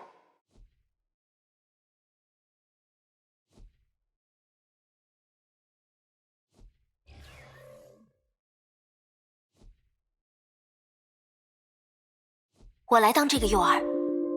什么？天哪！支配之律者的目标是律者，拥有2颗核心的我，对他们来说无疑有很强的吸引力。这个计划也是我向瓦尔特先生提出的。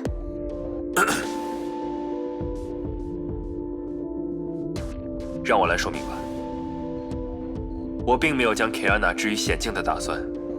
我们计划搭乘休伯利安号前往北极基地，也就是国会提出的为空之律者建造的收容设施。根据之前的经验，人偶一定会截获这条信息。而北极基地方圆100公里内都是无人区，从根本上阻断了人偶诞生的条件。基地内也设有电磁屏障，人偶无法在那里建立同支配剧场的连接。如今盐湖基地也投入了相同的屏蔽设备。可以这么说，从盐湖基地搭乘休伯利安到北极的这段过程，是人偶唯一能夺取凯安娜律者全能的机会。为敌人制造的破绽。摆在他们面前的选择只有2个：放弃控制律者的力量，或是倾尽全力来夺取。当然，计划实施与否，还是需要在座各位共同决定。我先投一票赞成吧。不是，这个计划出其不意，人偶没有多余的思考时间，准备也会相对不足，而我们则全程都在休伯利安上为基安娜提供援助，变相集中了我方的战斗力。我也赞成，听起来是现阶段最靠谱的方案了。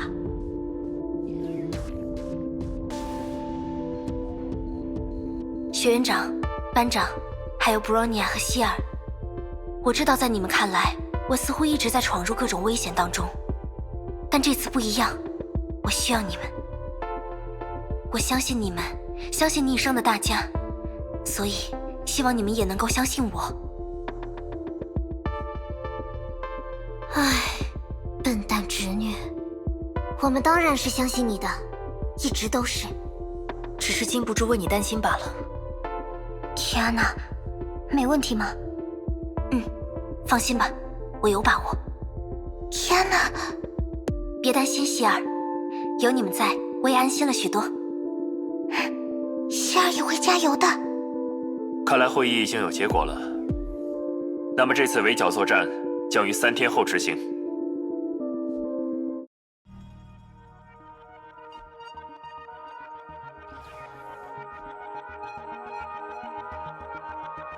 今天把大家叫来的原因，想必你们都知道。我们得到消息，空之律者将会在最近被送往北极的某座基地。这是赤裸裸的挑衅！我们难道就要忍气吞声吗？在那堆人眼里，我们就是些喽啰，是只会追奶酪的老鼠。所以才敢这么嚣张地设下明目张胆的陷阱。但要是我们连这个机会都放过了，岂不是连老鼠都不如？既然他们敢放，那我们就敢拿，并且一定要拿到手。等知道踩上夹子的不是老鼠，而是棕熊的时候，就是他们后悔的时候了。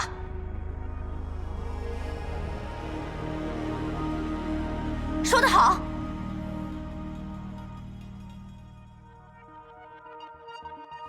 就该让那些傲慢的人知道小瞧我们的下场，就该让他们看看什么才是真正的团结。就是，说得对。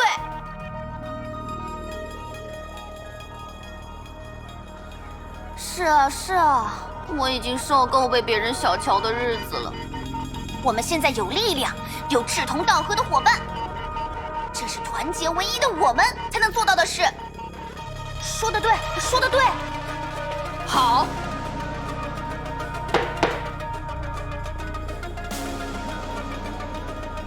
那么，这次我们全票通过，对空之律者发起进攻。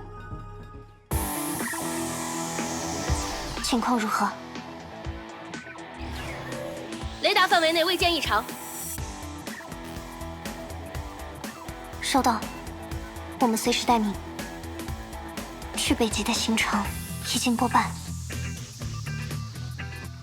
欲速则不达，敌人也明白这个道理。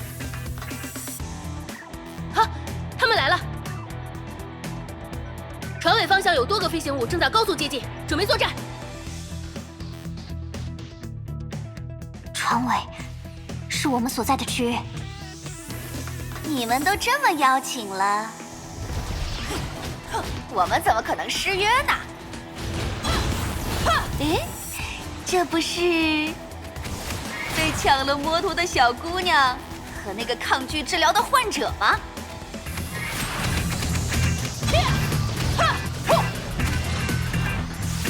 注意，再次侦测到多个敌方反应，即将在甲板遭遇。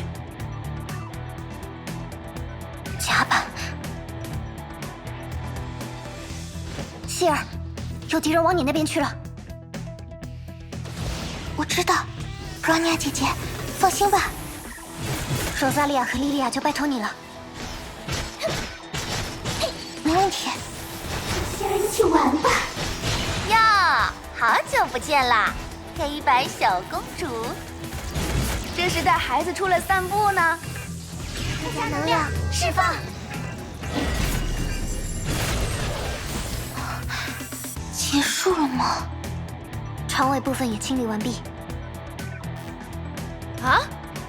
雷达上显示的这些敌人都还在啊！他们进到船身里了。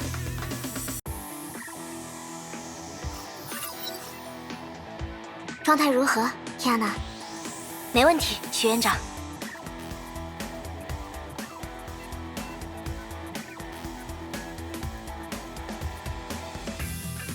唉，真沉得住气啊！换做以前，你恐怕早冲出去了。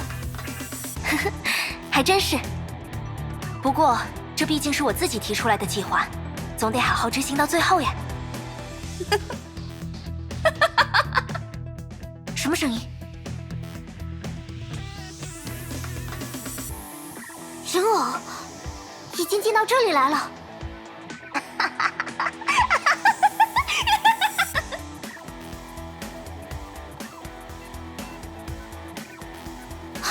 是通风管。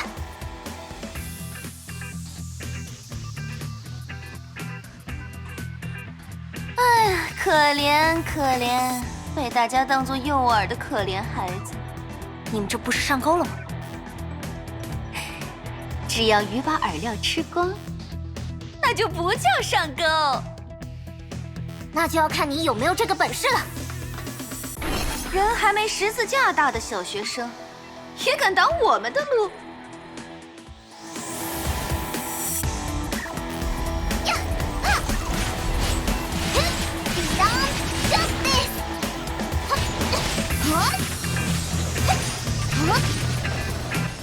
德丽莎，人偶进入了舰船的发电系统，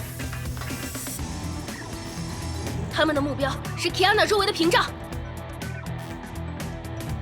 什么？屏障消失了？开始执行 B 计划。Kiana，记住，只要你不使用空军，通讯被干扰了。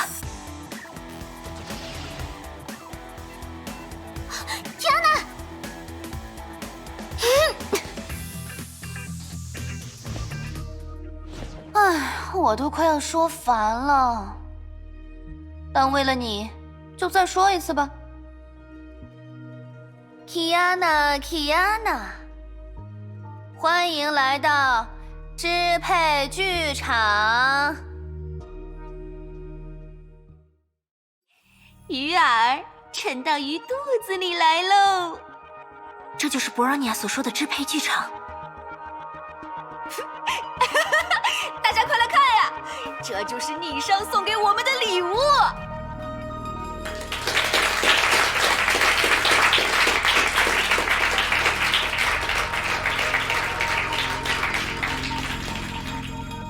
不如我们再开个会，商量下怎么处理这姑娘吧。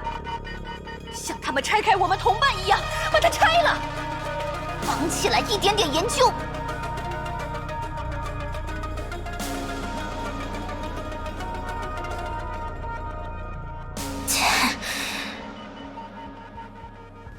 这里太狭窄了，得先找个开阔的地方。哎，你别跑呀！处置你的方法我们还没定呢。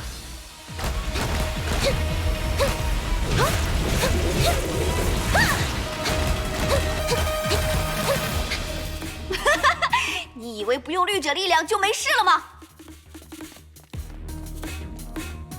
等你死了，我们一样能拿走你的核心。再坚持一会儿。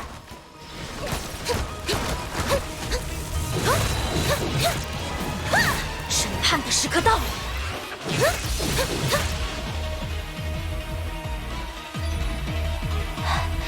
到了，就是这儿。怎么，是想挑一个风水好点的坟墓吗？是啊，为你们选的，喜欢吗？啊？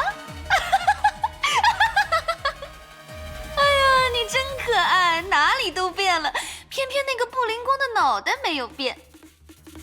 你再好好看看，我们的人数和你的人数。哦，我差点忘了，你从前算数就不好，怪不得数不过来。好吧，好吧，难得你选了这么一个开阔的舞台，那就让我们好好给你上一堂数学课吧。机会只有一次，我必须控制自己的力量。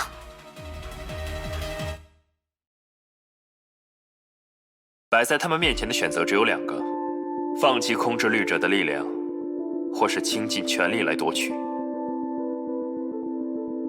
当然，在后者的过程中，还会出现第三种情况：人偶会将凯安娜拖入支配剧场，用持久战逼迫她使用全能。而且，他们将其他人隔绝在剧场外，提安娜会和我们彻底分离。没错，但反过来说，这却也是一个绝佳的机会。什么机会？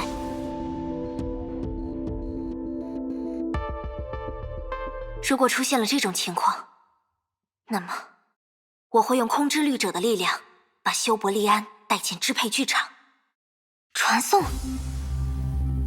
这能做到吗？理论上的确具有可行性。通过学习太虚剑气，提安娜已经具备了精准操作律者全能的基础。在之前的十之律者事件中，她也使用过完整的空间能力，并以此救出了浮华。但是，不是说有了第一次就会有第二次？提安娜从来没有传送过修伯利安这么大的物体。退一步说，就算不考虑传送对象的大小，如何精准的在支配剧场内定位到外界的修伯利安也是一个大难题。但这不是不可能，对吧？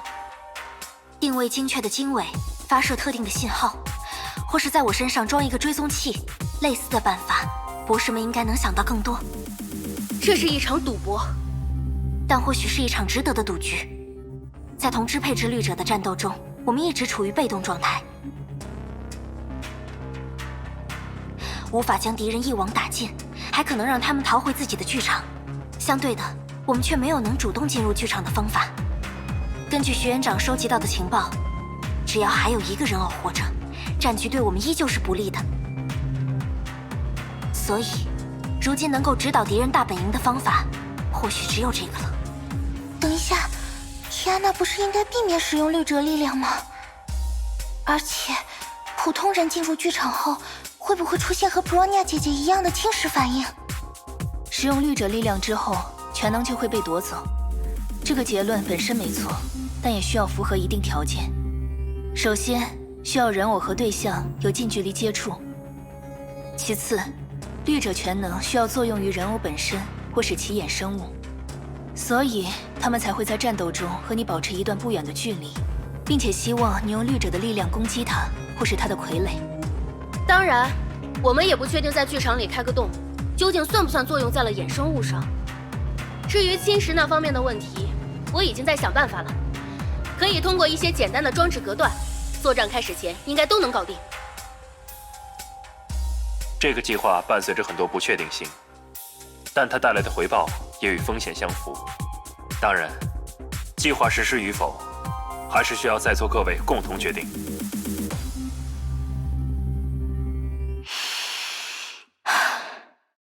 我准备好了。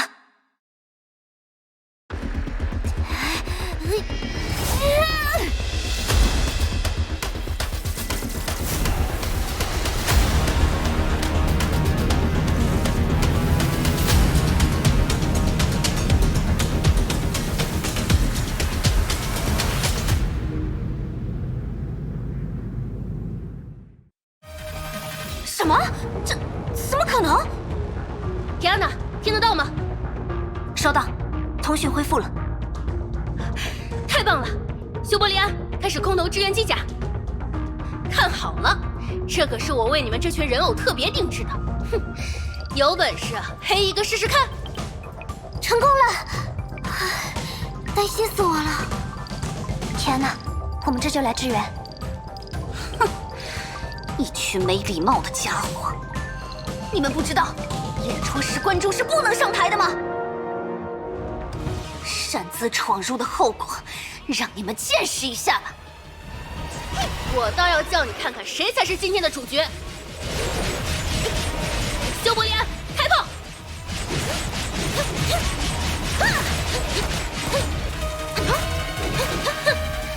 还有什么玩具？一起拿出来吧！这个怎么样？老娘的专利你们也敢偷？审判的时刻到了！啊！坏了！出故障了吧？这高科技也是你们能偷的？做梦吧！嘿，尝尝这个。到此为止了，支配之律者。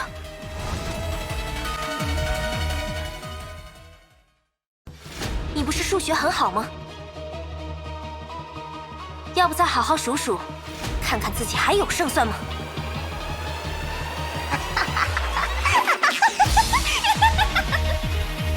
还没有结束，你们已经输了。不，我们会拼尽所有，让你成为我们的一员的，提安娜。提安娜，小心！剧场中的500个人偶全都涌向你那边了。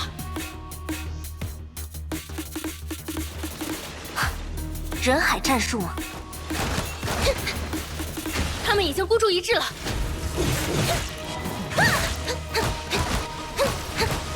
审判的时刻到了！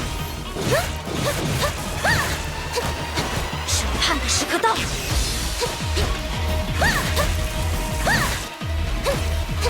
时刻到了！审判的时刻到了！审判的时刻到了！修伯利安，开炮！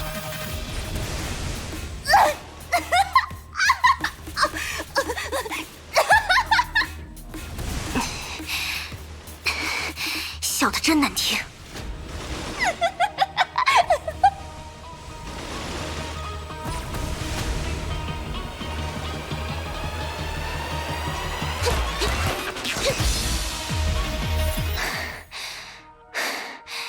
到此为止了。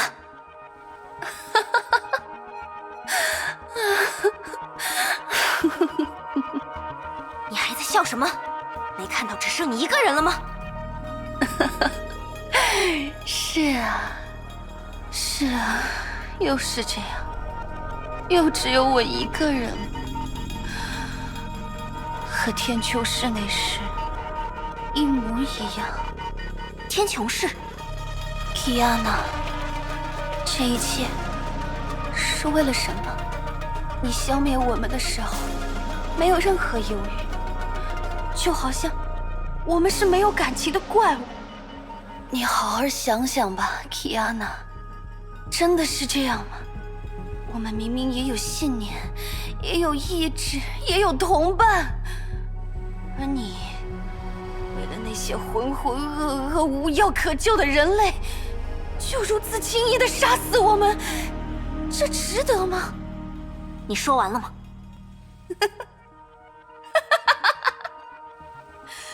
好好想想吧，伊安娜，好好想想。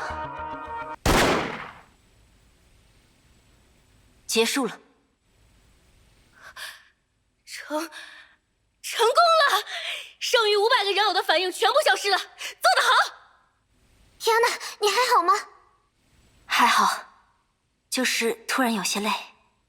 空间开始崩坏了，支配剧场或许会在不久后消失。各位先回修伯利安吧。天哪，我扶着你。谢谢你，布洛年。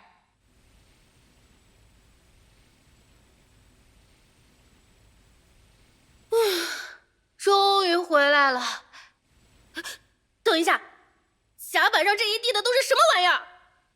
是人偶被消灭后留下的残骸，还有他们的核心。整整500个？不出意外的话，确实如此。我的天哪，这收拾起来可是个体力活。回收工作就交给逆商吧，大家今天辛苦了。对了，鸡窝头，今天是谁值日来着？是你，特斯拉博士。啊？什么？博士，你找我吗？请坐吧。天哪，身体好些了吗？啊，希尔也在啊，谢谢关心，已经没事了。体检也显示你的身体没有异常，最近胃口怎么样？挺好的，1天4顿正常吃，训练日还能再加个汉堡。大概是事件解决了，吃起饭来都香了不少。现在大家每天都和基安娜一起吃饭呢。人偶事件告一段落，让大家都松了口气。基安娜的精彩表现，所有人也都有目共睹。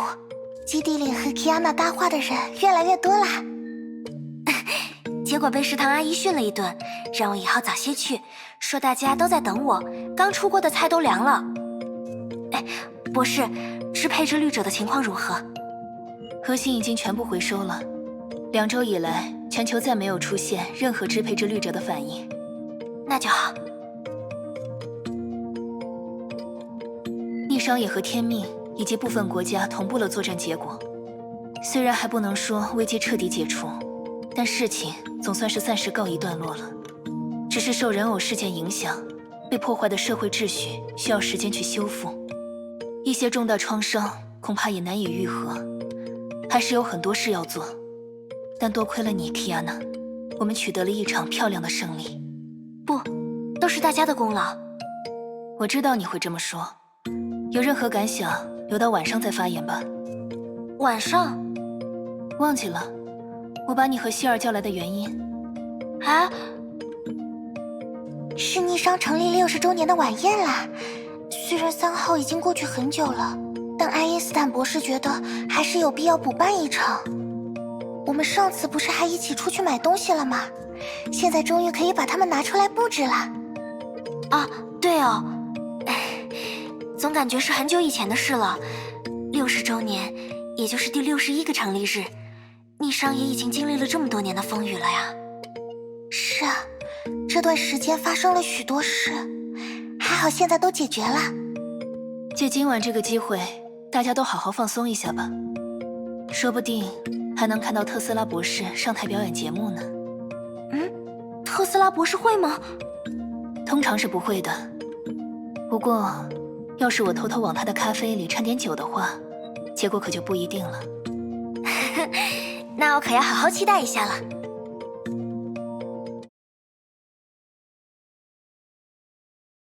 大家知道，逆商这个组织，从它成立的第一天起，就不得不面对内外交困的种种局面。在1976年，我们庆祝第20个成立日的时候，我向组织的创始人普朗克教授问了这样一个问题：逆商的未来究竟在哪里？那时候受制于天命的围堵，我们无法在美国之外立足，对月光王座的研究也迟迟不能获得进展。所以我当时认为，这些内外条件的限制，极大地制约了组织的发展。不过教授并不这样看，我们每个人都是逆商的未来。他指着自己的心脏说道：我们冷静地与天命周旋，天命就无机可乘。我们沉下心来做好建设，逆商就会一步步强大。而如果有朝一日，我们能让每个人都有机会感受到世界的美好，人类就必定能战胜崩坏。我想，这就是我们逆商最根本的一种精神。今天，我们在这里庆祝逆商的第61个成立日。明天，还有更艰苦的任务等待着每个人去完成。各位，为了逆商的精神，我们在此干杯！干杯！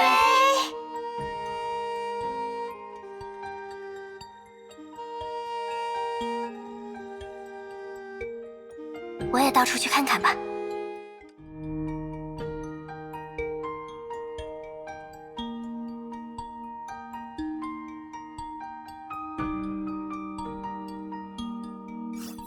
嘿，班长。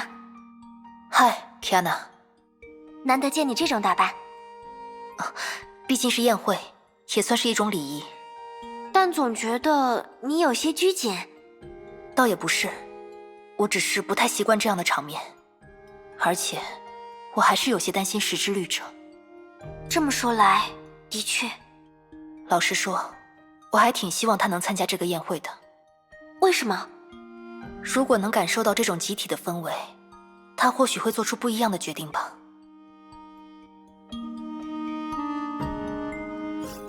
许院长，亚娜，宴会怎么样？除了不供应苦瓜汁，以及几个不认识的人把我当成了小孩子之外，都挺好的。唉。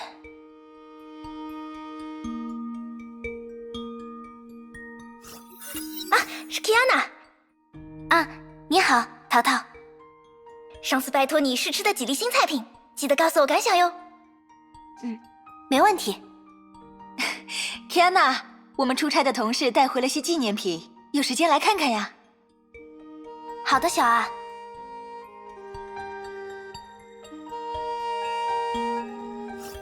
Bronya， 你在这儿呢。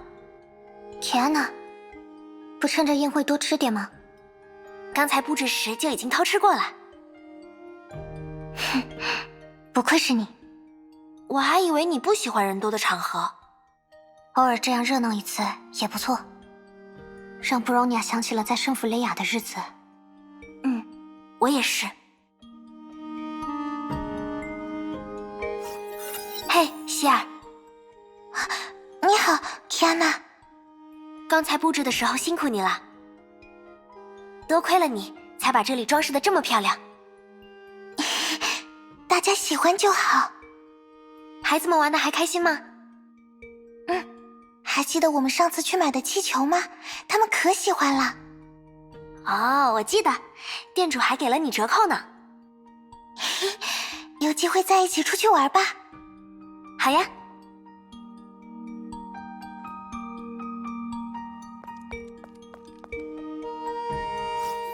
瓦尔特先生。你好 ，Kiana。刚才的演讲真棒。即兴发挥而已，但也正因如此，那些都是肺腑之言。我衷心希望逆商的理想能够实现，这过程中自然少不了你们的付出。正如教授所说的，我们每个人都是逆商的未来。我会记住的。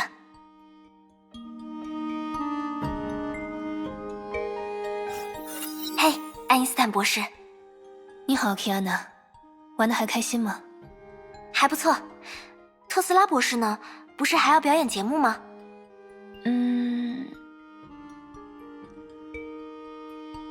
我在他咖啡里加料的时候没控制好量，他应该会一觉睡到天亮的吧？博士。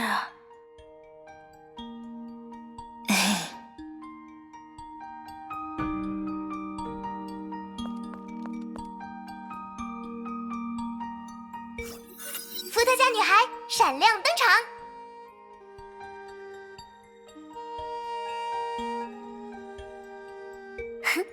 这种场合还真适合他俩呢。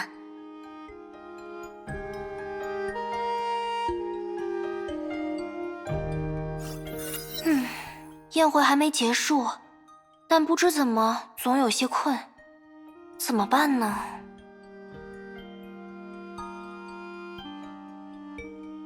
还是回房间睡觉吧，看来今天能做个好梦呢。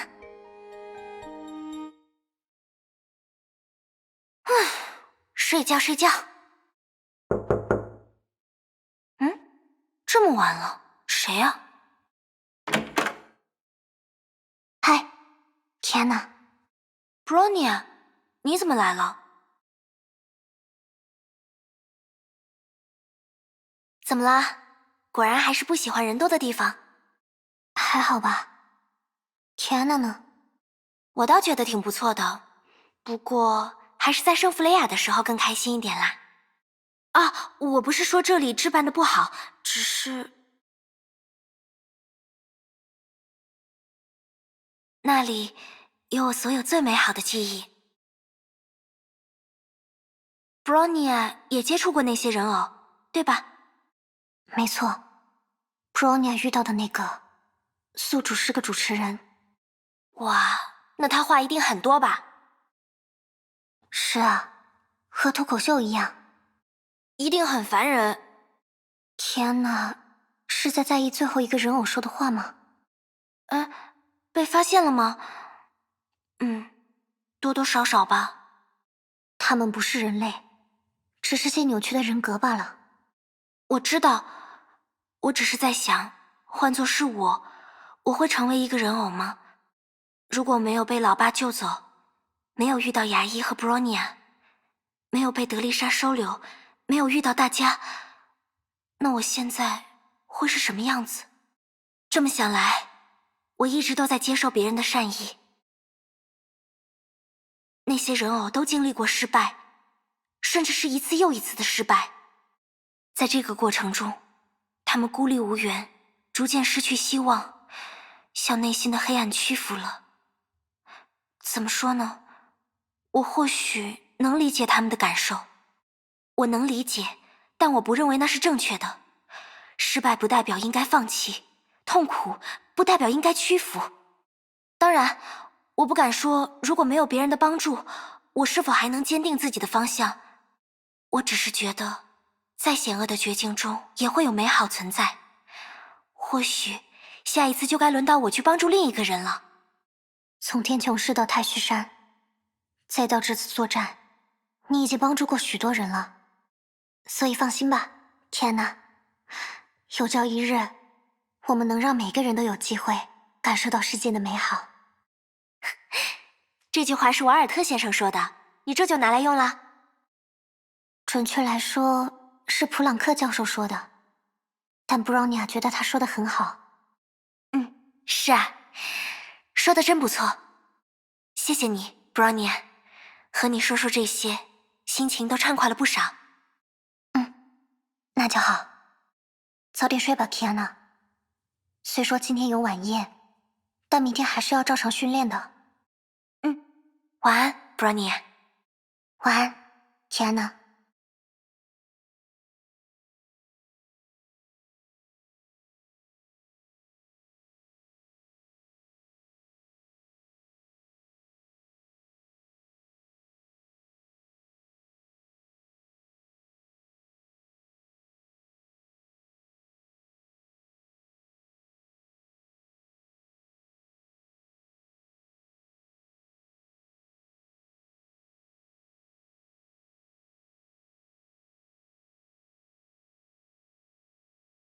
雅一，姬子老师，我一定会把你们带回来的。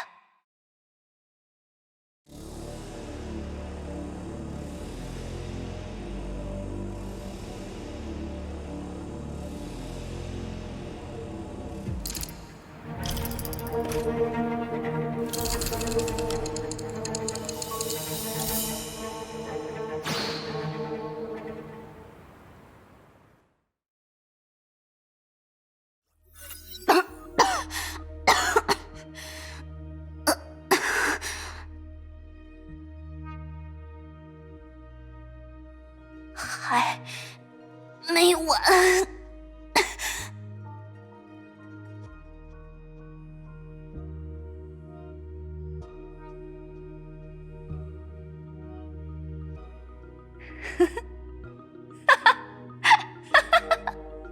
这是我们的剧场。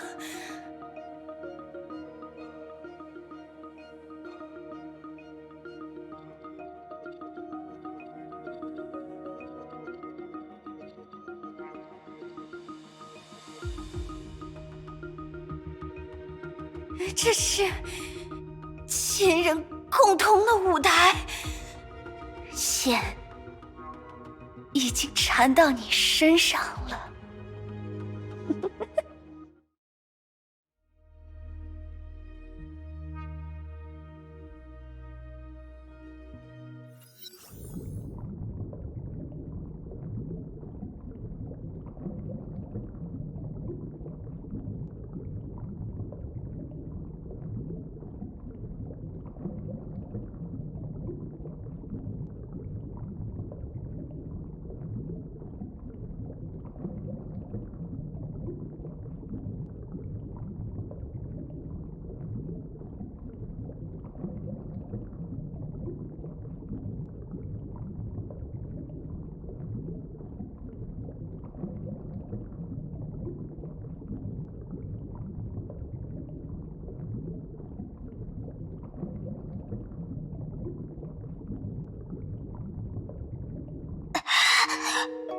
好痛，好痛，好痛！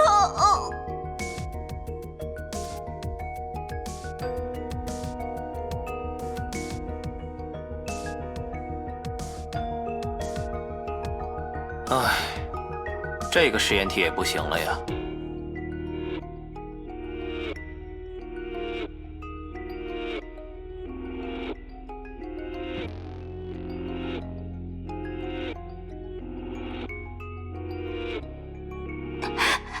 好痛，妈妈，我好痛，妈妈，妈妈。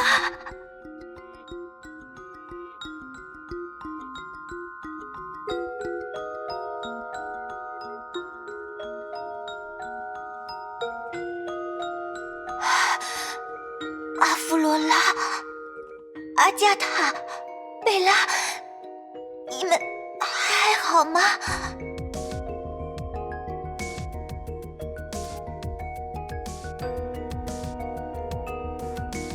贝拉，贝拉，啊！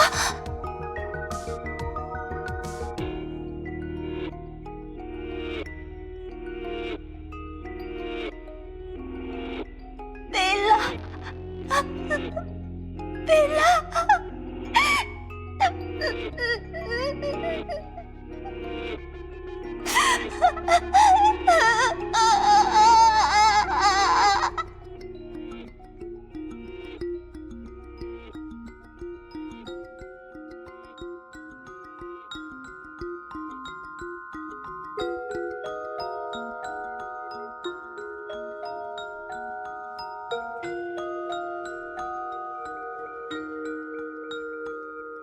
骗子，全部都是大骗子！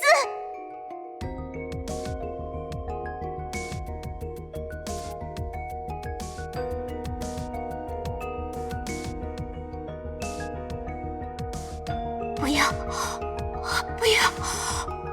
我不想死，我要让那些欺骗、利用我的人都付出代价。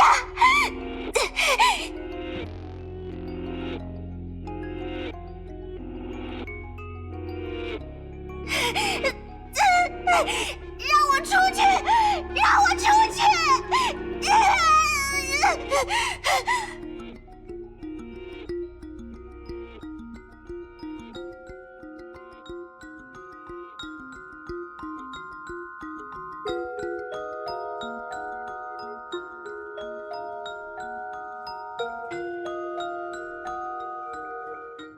又来了，这是巴比伦塔，是当初关押西林，让他受尽折磨的地方。好痛，好痛，每一步都好痛。这些都是西林的记忆。喂，有个实验体跑出来了！守卫在干什么？拦住他！不要过来！抓住他，别让他跑了！好痛，好痛！不要碰我！你们都是骗子，是魔鬼！我要杀了你们！我会杀了你们！是西林遭受的痛苦和复仇的欲望，让他变成了空之律者。我能感受到他憎恨人类的强烈心情。审判的时刻到了！滚开！滚开！离我远点儿！抓住那个实验体，它是不可多得的研究材料，要抓活的！把上次捕获的崩坏兽都放出来！这些人都疯了！审判的时刻到了！我会让你们付出代价，我会让你们全部消失！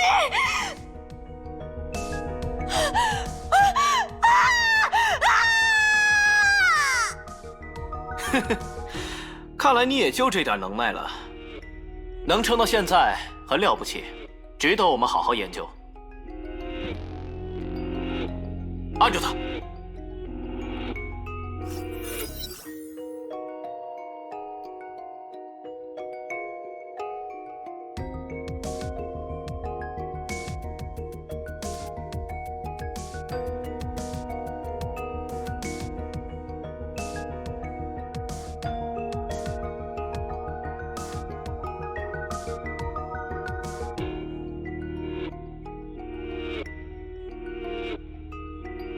我会把那些虚伪、自私的大人加诸我的痛苦，成百、上千、数万倍的还给他们。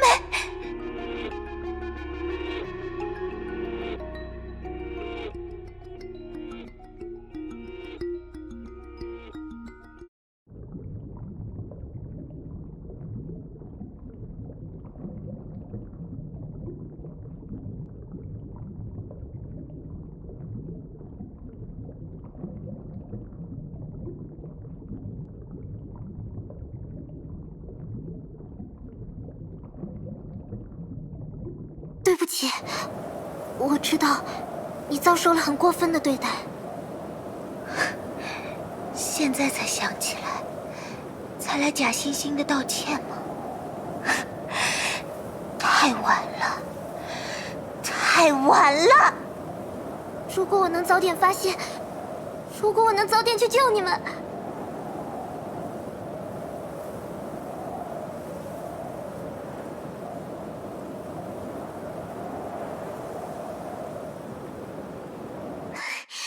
请你们相信我，跟我来吧。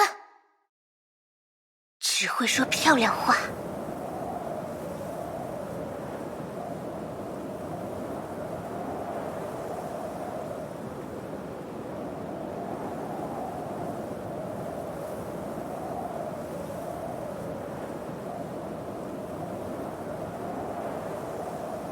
没错，我想起来了。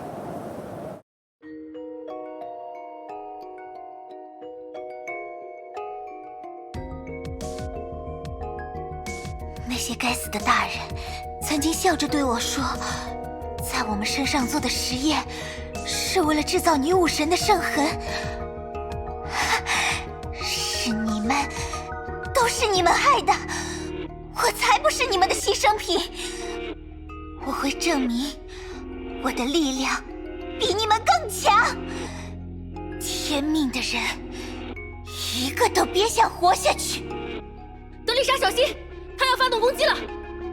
这就是我的复仇。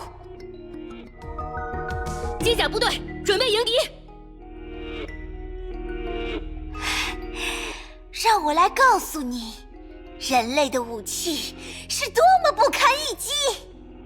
那些人给西林留下了不可磨灭的痛苦，一道无法治愈的创伤。他内心的黑暗就是这样不断扩大下去。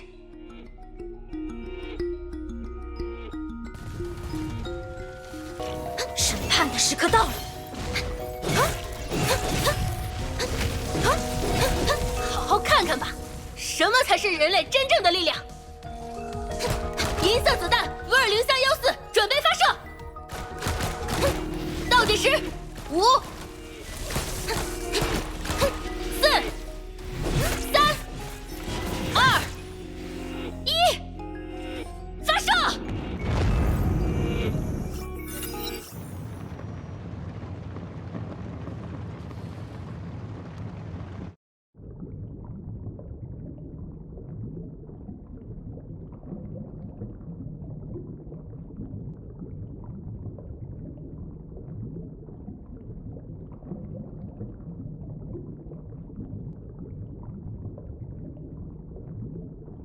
你是酒喝多了吗？连自己的女儿都认不出来了。这也是羽毛的力量。他们把我当成女儿了。哼，正好，就让我在这里把你们都……来，西林，这是专门留给你的蛋糕。蛋糕？我记得妈妈活着的时候带我吃过一次，只尝一口的话，这个味道真好吃，就像是那时候的味道。对不起啊，西林，这2天让你寂寞了，所以明天我们就一起去逛街吧。逛街？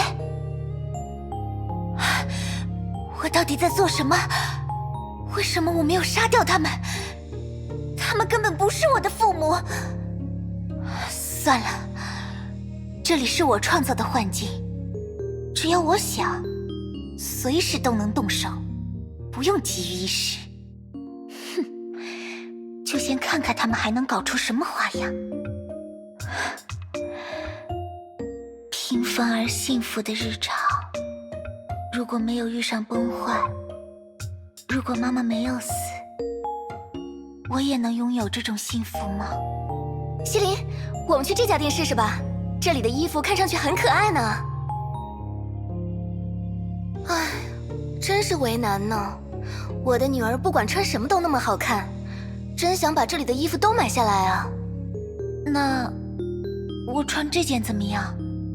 呀，我的女儿真有眼光，你穿着这身衣服就是世界上最可爱的女孩。来，快让妈妈抱一抱。等等，不行，不要抱我，我不想被抱着。刚刚我在想什么？我一定是疯了，居然有那么一瞬间渴望她怀抱的温暖。那个女人并不是我的妈妈。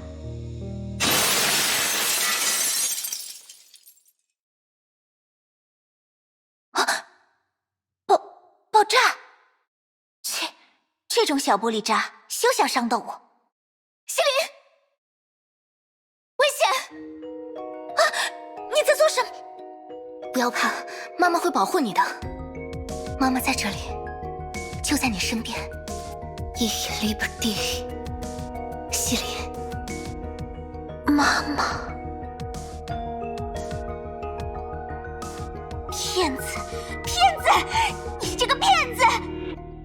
你早就知道我不是你女儿了，你骗我！西林，你听我说，你明知道我不是你女儿，还装成关心我的样子，偷偷接近我。哼，果然，你的目的就是要消灭我。你和其他人都一样，都是骗子，大骗子！不是的，西林，我其实……可恶！可恶！可恶！你们都给我滚开！为什么要欺骗我？为什么？为什么？虽然只有1点，但西林的杀意减弱了。比起憎恶，他心中更多的是失望和愤怒。好痛！住手！不要！不要再伤害我了！我不想死！我不想死！西林，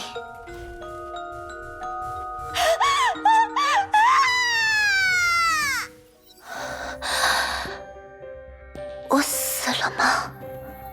什么都感觉不到了，只有寒冷。到最后，我都只是孤身一人啊！妈妈，我好冷，妈妈。没事了，西林，没事了。西林，可怜的孩子，我从没想过要骗你。在幻境中，我看到了你的孤独和痛苦，我是真的想成为你的妈妈，补偿你失去的东西。可惜，那个时候，我什么也改变不了。至少，在你生命的最后，让你可以感受到温暖吧，西林。Ich liebe dich。Ich liebe dich。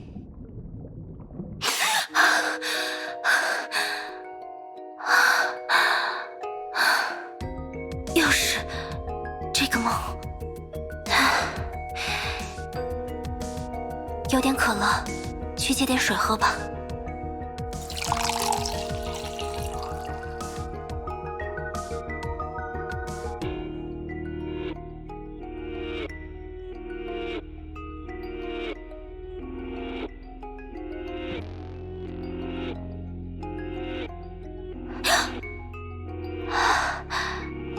西林，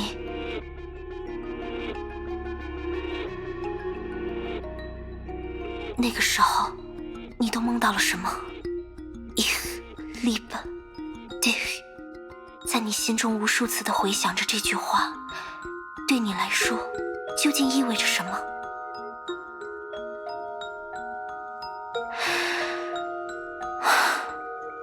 记忆的影子无法给出答案吗？明天再和大家聊聊吧。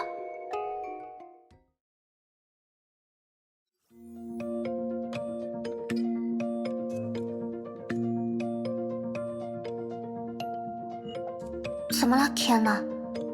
一觉醒来，突然心不在焉的。啊？哦，没什么，我没事。哎，看那副表情，我又害你担心了。其实我没打算瞒着你的，毕竟已经答应你们不会什么事都自己扛了嘛。只不过有点复杂，我还没组织好语言。Bronya 不介意，按照 Kiana 自己的方式，一点一点讲出来就好。那 Bronya 可能有些突然，你觉得西陵是个什么样的人？西陵是指引起第二次崩坏的空之律者西陵吗？在梦里，我一遍又一遍地经历他曾经的记忆。西陵是律者，是人类的敌人，可那梦中更多的却是遗憾。世界给予他痛苦，他就以仇恨和憎恶对待他人，但也有人给予过他爱，令他展现出一点点微弱的善意。抱歉，这么说感觉像是在为他辩解一样。也许是我被那些记忆影响过深了吧，看来我还得多加努力呢。Kiana不需要为此道歉。Bronya 很高兴你愿意讲出心中的烦恼。西陵引发了第二次崩坏，Bronya 的父母就死于那场灾害。你恨他吗？如果说完全不恨，应该是谎话吧。但那些灾害都是 Bronya 懂事以前的事了，说实话，没有什么实感。第二次崩坏以空之律者西陵的死亡作为终结，他已经付出了该付的代价，所以 Bronya 的恨已经结束了。Bronya 倒是觉得 Kiana 的话没错，每个人都是一面镜子，倒映出世界在他眼中的样子。Bronya 还在当雇佣兵的时候，就像一把没有感情的兵器，对世界只有冰冷的杀意。后来是可可利亚妈妈把 Bronya 带回了孤儿院，是希尔告诉了 Bronya 什么是家。人生原本就有许多可能性，一个人在成长过程中接触到的人，会影响他，改变他，让他走上不同的路。无论是西陵还是 Bronya， 每个人都是如此。支配之律者不也正是利用了这点，激发人心中的负面情绪，以此来利用他们危害世界的吗？可不能屈服于负面情绪啊。没错，这正是人心的强大之处。不过，如果你指的是藏在你身体里被奥托唤醒的那个西陵， Bronya 讨厌他，因为他给 Kiana 带来了痛苦。谢谢你，像这样坦率地说出心中所想，坦率地道谢，总感觉像是变回了以前的 Kiana。我也觉得，还是这样更适合我嘛。感觉心里畅快多了。一直站在训练室里讲话，好像有点浪费。Bronya， 要不要久违的来场比赛？好啊，是比现实挑战，还是总击赘述，还是来单挑？事先说好，就算是模拟训练 ，Bronya 也不会放水的。正合我意。还在圣弗雷亚的时候 ，Bronya 一次都没有输给过 Kiana， 今天可就不一定了。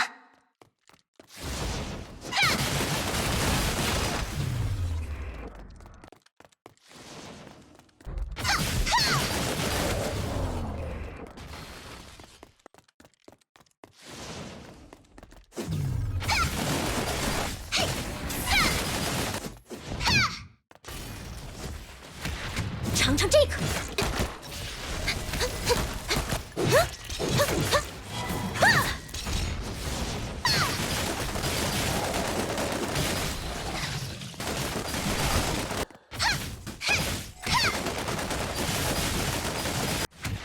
我可不会手下留情。天哪，进步了不少呢。嘿嘿，那是当然啦。看来 Bronya 也要使出全力了，尽管来吧。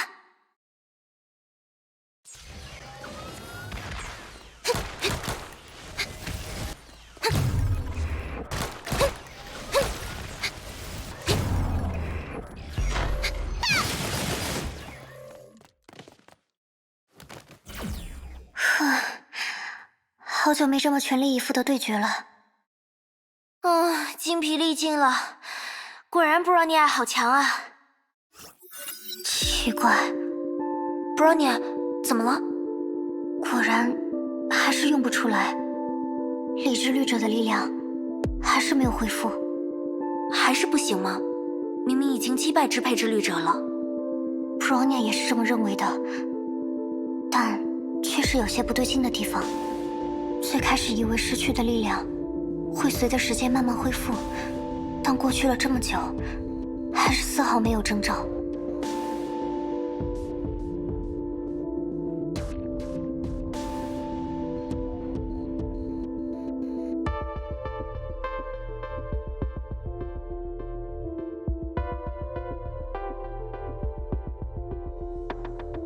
我们说不定漏掉了什么关键性的线索。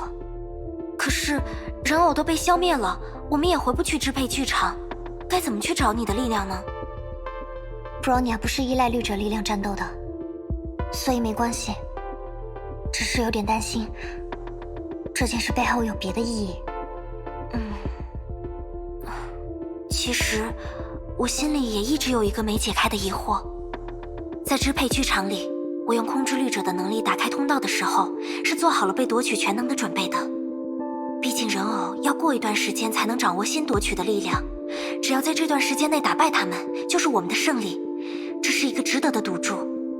可奇怪的是，我的力量并没有被夺走，就算在之后的战斗中再次使用空之律者的力量，也没有遭到任何阻碍。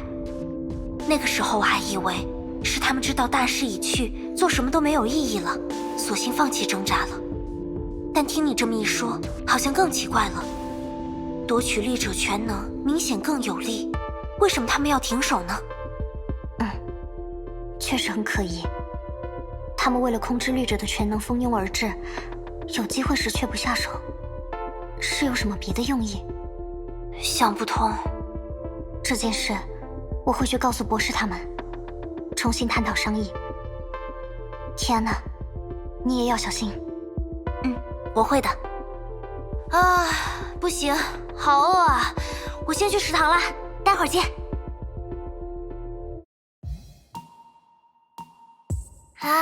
吃饱啦，吃饱啦。哎，希尔，对着自动售货机发什么呆呢？这东西好像坏了。坏了？你没按确认呀？你看，像这样一按，就掉出来了。给，你的芥末花生。怎么回事啊，希尔？搞得像第一次用自动售货机一样。还不是因为某个笨蛋非说什么偶尔也该让我吃点自己喜欢的东西，麻烦死了。早知道不来了。今天的希尔好像变了一个人。不过，不管是哪天的希尔，都是希尔没错啦。那是当然，我们可都是希尔啊。你呢？跟你那另一个人格打架打得怎么样了？糟糕，我是不是说了不该说的话？要是让希尔知道，绝对会生气的。我的意思是说，每个人的内心都是善恶并存的，你不用这么在意这个。相信你愿意相信的，坚持你想要坚持的，这不就够了吗？我都在说什么乱七八糟的？希尔果然好厉害。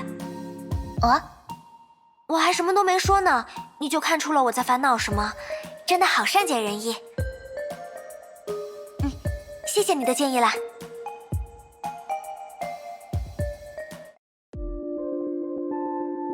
学院长，原来你在这儿啊。刚刚和爱因斯坦博士他们商定了下一步的作战计划，结果错过了食堂饭点，就来这看看。你在找我，是出什么事了吗？也没什么事，就是想聊聊天。怎么了？突然这么拘谨？要聊什么呀？是关于西林的事。西林？第二次崩坏的时候，学院长见过西林，对不对？直到现在我还很难过，我没能救下那个孩子。他已经选择了与人类为敌，学院长也想要救他吗？那个孩子做了很多错事，但那不是他一个人的错，而是因为他身边始终没有能正确引导他的人，教会孩子分辨善与恶，什么该做，什么不该做，本就是大人的义务。他没有得到正确的教导而做错了事。如果我简单的把所有过错都推到他头上，那就是在逃避责任。我时常在想，如果我能早点发现巴比伦塔的试验，早点把西林接到圣弗雷亚，也许我就可以拯救他，也就能避免那场灾害。但这世上没有如果，已经发生的过去是无法改变的。学院长，我们只能努力阻止西林那样的悲剧再度重演，这也是 Cecilia 的愿望。妈妈，Cecilia 吗？ Cecilia， 她曾经被西林困在幻境之中，我不知道在里面发生了什么，但西林只有在面对她的时候犹豫了。我从 Cecilia 的眼神里能看出来，她是认真的想要拯救那个孩子。以她的性格，恐怕直到最后一刻都没有放弃过努力，就算明知道已经太迟了，也不会放弃。唉，她就是这样的人，一旦认定了什么，就会做到底，哪怕会让自己受伤，也要用善意对待别人。她的温柔拯救过许许多多人，包括我、齐格飞、石与绮罗。它就像美丽的月光，宁静地洒落下来，让我们知道了何为温暖，何为爱。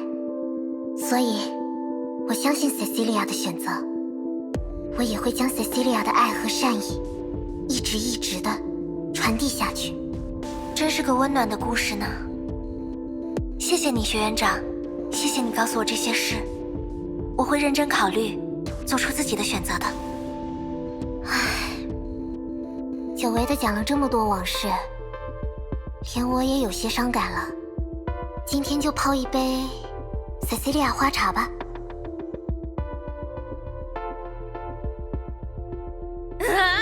烦死了！冷静点，特斯拉博士。调查进度并不会随着你的嗓门分贝上升而提高。发生什么事了？只是人偶事件的一些余波。什么？还是我来说吧。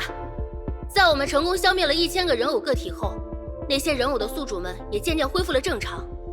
他们自身并没有与绿者建立密切联系，我们并没有很好的手段追踪这些人，只能通过调查来推测。近2个月内的失踪报告，当事人突然性情大变的目击证言，以及对自身变化有所察觉的自主申报，大概有这些途径。当我们把这些报告结果汇总起来之后，惊讶地发现，总数远远超过了1000。什么？人偶的数量不止1000个吗？先别急，不用这么快下定论。我们最开始也吓了一跳，但在深入调查中发现，事情和我们想的不太一样。失踪报告和目击证言里涵盖了一部分与人偶无关的独立事件，这些还在我们的预估范围内。而自主申报的部分就可疑的多了，有些人的自述里前后矛盾，去核实的时候就说是自己写错了。最离谱的一个，当面问了他3次，3次都给出了完全不一样的版本。也就是说，这里面有人在撒谎。没错，不知道他们从哪里得到的风声，听说受到了异常力量影响后搞出来的乱子可以减免追责，就想着把自己干的龌龊勾当借机甩锅出去。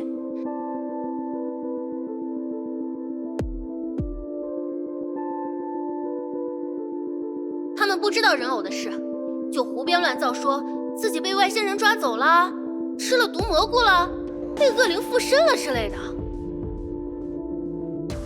而真正受到了人偶影响的人，往往精神涣散，逻辑混乱，根本说不清自己到底发生了什么。我们一边要努力从这些人混沌的叙述中复盘他们的经历，一边还要花心思分辨出浑水摸鱼的家伙。都是因为这些混蛋，给逆商的调查工作造成了严重的阻碍。直到现在，我们都没有办法确认真实受害情况。基于以上事实，我们决定继续维持人偶和其宿主只有1000个这一结论。但某种意义上来说，也是好事吧？哪里好了？真正受害的人数并没有增加，支配之律者造成的灾害已经到此为止了。想到这个，就松了口气。唉，你的思维方式还真是乐观啊。嘿嘿，一般般啦。刚才的这句话不是在夸你，不也挺好的吗？特斯拉博士也许应该学习一下像这样改变看问题的角度。我才不需要。抱歉，没有撞到你吧？还好还好。希尔，你怎么站在门口？我问了其他人，说你在这间会议室，我就来找你。刚要敲门就……先不说这个了，刚才我没有对 Kiana 说什么奇怪的话吧？奇怪的话？没有啊，不如说我很感谢希尔给我的建议呢。那就好，他不肯告诉我发生了什么，我担心的不得了呢。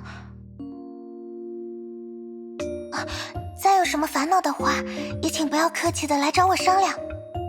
Kiana 是我的朋友，能为朋友出一份力，我也很高兴。谢啦，那下次也拜托你了。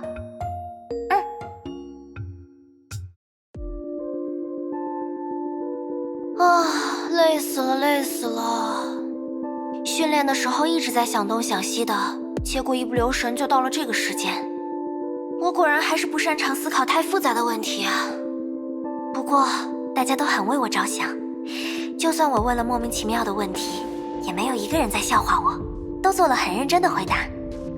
大家都在以各种各样的方式关心我，帮助我，我真的很幸运啊。谢谢你们，谢谢。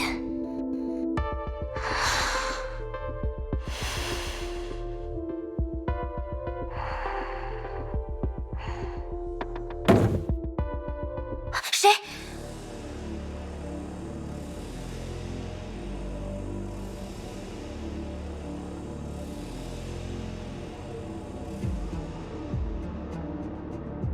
奇怪。这会儿大家应该都睡了才对，是什么东西掉下来了吗？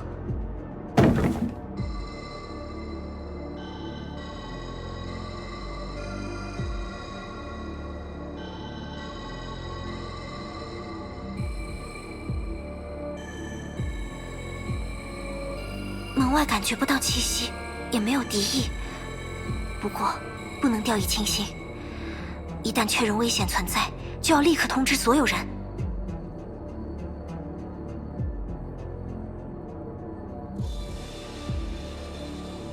为什么？这是支配剧场。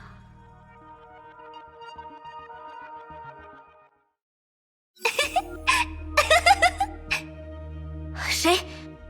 明知故问。Kiana，你来了，终于来了，我们等你好久了。我们？为什么？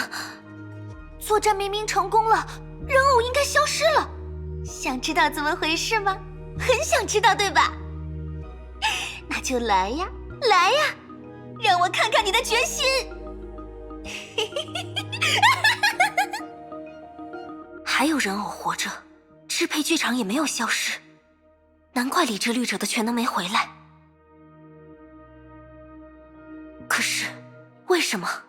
是有漏网之鱼，还是他们不止1000个？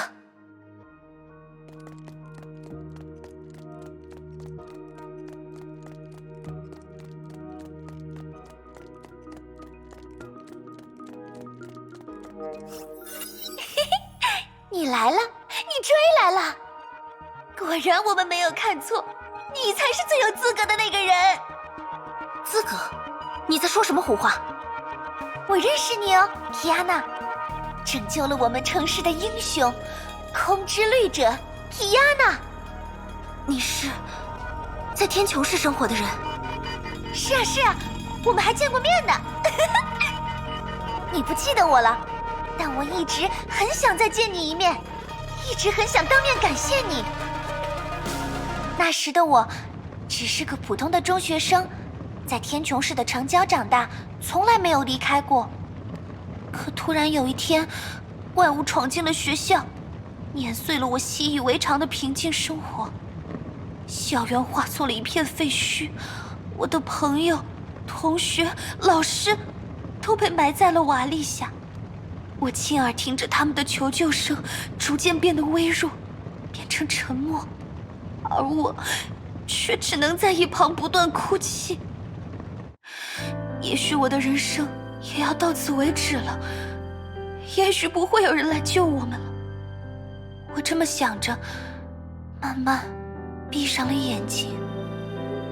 就在那时，你出现了，你笑着摸摸我的头，对我说：“没事了，你做得很好，救援马上就会来了。”你看起来没有比我大多少，可你的笑容却坚定、勇敢，又漂亮又耀眼，就像一道光照在我身上。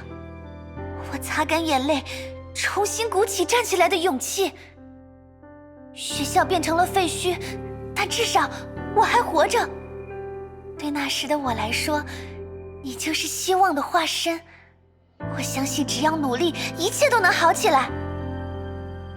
但是我错了，活下来的我反而成为了众矢之的。街区的孩子们都在同一所学校上学，而我是唯一的幸存者。周围的大多数家庭都在那场灾难中永远失去了血亲，他们互相搀扶勉励，却唯独与我的父母渐行渐远。凭什么只有我活着？这种声音一点一点扩散，最终变成了仇恨。没有人愿意给我们藏身之处，没有人愿意给我父母提供工作，甚至灾后救助也以各种理由退后了我们家的申请。灾害没有击垮我们，身为同胞的人类却做到了。母亲整日以泪洗面，原本勤劳奋进的父亲开始酗酒，变得暴躁。有一天，我听到了他酒后的喃喃自语：如果他也死在那场灾害里就好了。那一刻，我心里有什么东西裂开了，然后有个声音在我耳边轻声说道：欢迎来到支配剧场。我时常在想，如果不是你救了我，我就不用饱受折磨，我的父母也会过得更好。那之后很久，我又听说了你的事。你拦住了那颗炸弹，拯救了整座城市。可我的劫难也因此再度延续。你自以为是的英雄之举，却给我带来了更多的痛苦。人心的卑劣，远比灾难更可怕。这样的世界，从一开始就不存在真正的救赎。既然活着比死去更痛苦，那你为什么要救我？既然未来比现在更黑暗，那你为什么要劝我看向光明？既然你自诩英雄，那为什么又要救那些折磨我父母、毁了他们人生的混蛋？终于，在这里，我找到了答案。看吧，这座剧场的每个人都是这样，这个世界的所有人都是这样，盲目、冲动、自私、悲哀，不明白自己想要什么，不知道自己该做什么，只是任凭他人摆布，当一个可悲的演员，一个愚蠢的人偶。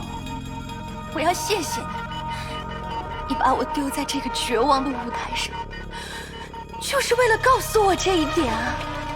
我和他们没有什么不同，我也是如此卑劣的、丑陋的人类中的一员啊！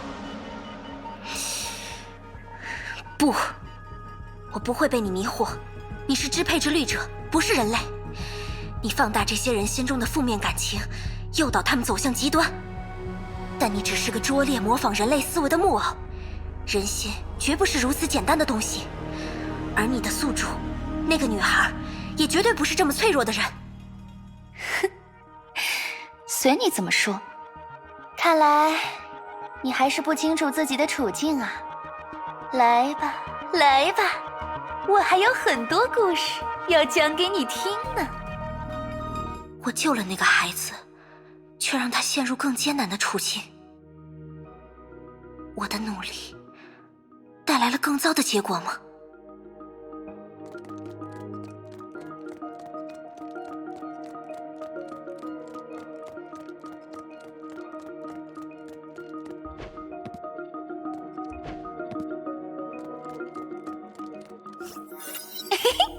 你又追上我了。作为奖励，我可以给你提问一次的机会，仅限一次哦。你的宿主，那个女孩，她还活着吗？唉，什么啊？居然是这种问题，真没劲。啊，好吧，好吧，我回答你，谁叫我们比人类诚实多了呢？那个我，姑且还活着，不过被周遭的人排挤，被父母冷落，心正在一点一点地走向崩溃，生不如死。这都是你的错，是你救了那些折磨我的混蛋，那些人根本不配活下去，你就应该让那颗炸弹把他们统统炸死。我不会那么做，就算再让我选择一次，我也会阻止那场灾难。那你就是他们的帮凶、共犯、刽子手。他们把失去至亲的痛苦扩散到幸存者身上，这是人心的恶。但是你也说过，他们互相扶持，彼此鼓励，争取早日走出阴影，努力地活下去，这是人心的善。每个人心中都有善恶并存，这不会成为我放弃拯救的理由。那算什么？为你自己的辩解？哎，也对也对，毕竟你自己就是那个最大的恶啊。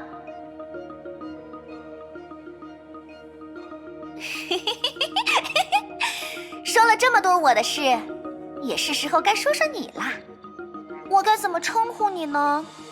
提亚娜、实验体 K423，还是空之律者西林？你的目标难道是？答对了，答对了！你应该已经注意到了，我们可以造访有成为同伴潜质的人。可他的意识被你压制得太惨，我们没法把线缠到你身上，也就不能邀请他来我们的剧场做客。所以，我们决定了，无论付出什么样的代价，都要把你拉进我们的剧场。我们每一个人都很弱小，但只要凝聚起所有人的力量，就一定能让你产生破绽。你们那些小陷阱、小花招，甚至包括在我们的剧场里开炮，我们都不在意，因为从你进入剧场的那一刻起，我们就已经成功了。来吧，来吧，让我们选择一个合适的地点吧，是时候给剧目一个收尾了。支配之律者从一开始就计划了这一切吗？难怪他们完全不在乎同伴的牺牲。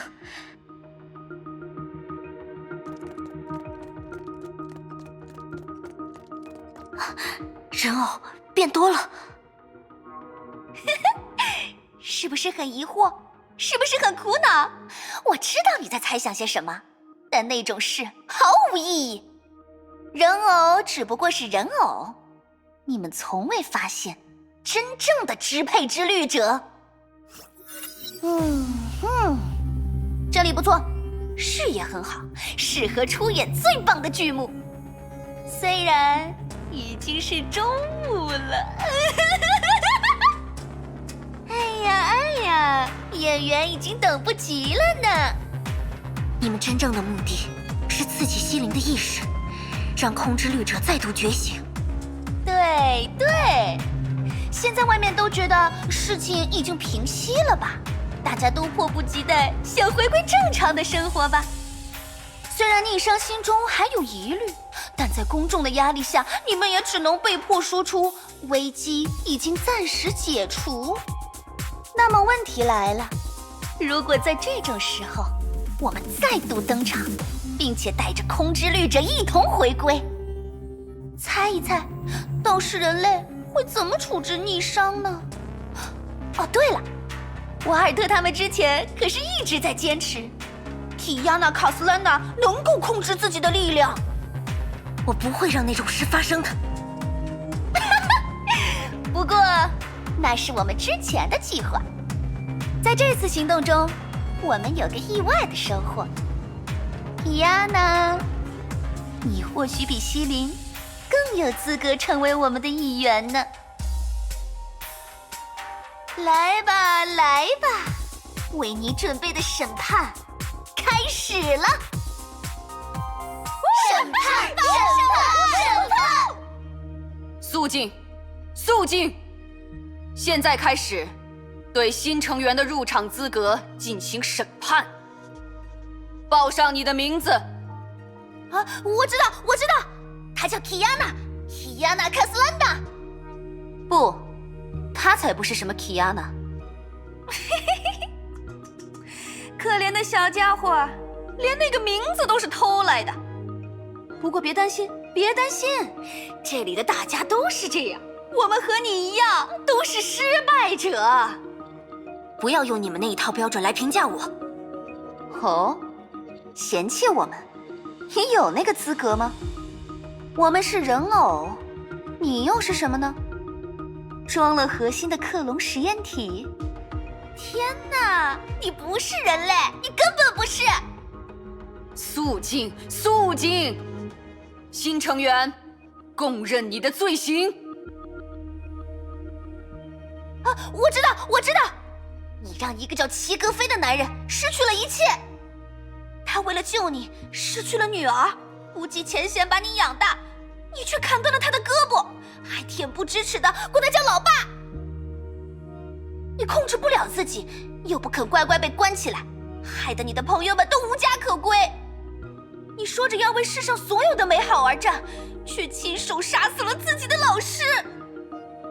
你伤害了最好的朋友，害得他为了你去了那么危险的地方。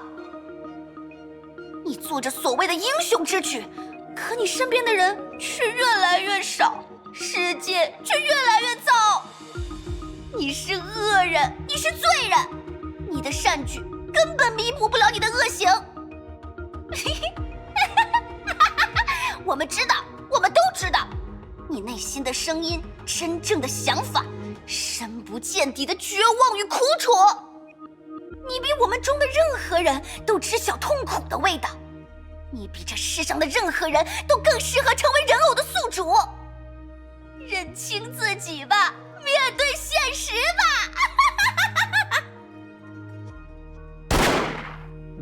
我已经听够了你们的胡言乱语，这场荒唐的审判该收场了。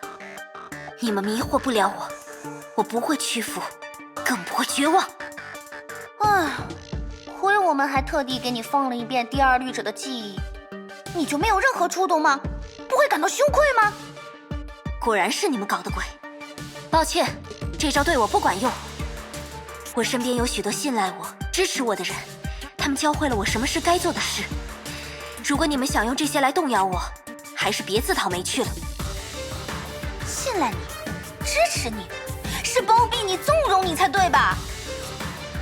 明明知道你是空之律者，是人类最大的危险，却还是冒着风险让你活下去，甚至搭上性命去保护你、挽回你。他们有什么资格这样做？不管是Cecilia还是妻子，在拯救西林、拯救你的时候，他们有没有考虑过世上的其他人？有没有设想过会有无数人因此活在恐惧中？没有。他们放着千万条无辜的生命不顾，选择了你，一个随时可能爆炸的炸弹，一个无可救药的罪人。这就是你口中该做的事？呸！自私自利，只不过是伪善者的自我感动、自我满足。够了！哦，生气了，不允许我评价你的同伴。别误会，别误会，我们当然知道，你这么一路走来，早就经历了许多，不管我们说什么，也难以撼动你的意志。可我们也知道，即使是这样的你，也会有未尽的遗憾，也会有难以弥合的空洞。我们清楚你的一切，你的内心，你的煎熬。你明明知道普通人不可能从虚数空间里升华，却还一遍又一遍地欺骗自己。你明明知道除了逆商，天命和世界蛇都在搜寻极异宝石，结果至今一无所获。你心里早就明白真相，可就是不愿承认，还自欺欺人地说出“我一定会带你回来”。什么？看呐看呐，我们还没有说是谁呢。果然，你自己也很清楚嘛。它就是你内心最脆弱的部分，是你永远无法痊愈的伤痕。如果能回到那一天，如果能换回他的性命，你愿意付出一切来偿还自己犯下的错。但你没有这种如果，就算嘴上说着不会动摇，但当事实摆在面前，你真的还能继续无动于衷吗？当那个时刻到来，你还能相信自己说出的美好吗？你做不到，做不到的，因为你选择了一条无聊至极的伪善之路，一条注定没有终点的愚人之路。剧目差不多也该到高潮了，是时候揭露振奋人心的翻转了。在希望陨落成绝望的瞬间，你会露出什么样的表情呢？快来快来，让我们好好看看吧。怎么样？怎么样？很眼熟吧？还记得是谁拿着它吗？知道它为什么会在这儿吗？极宝石。对对，说出你心中的回答吧。无量塔姬子已经死了。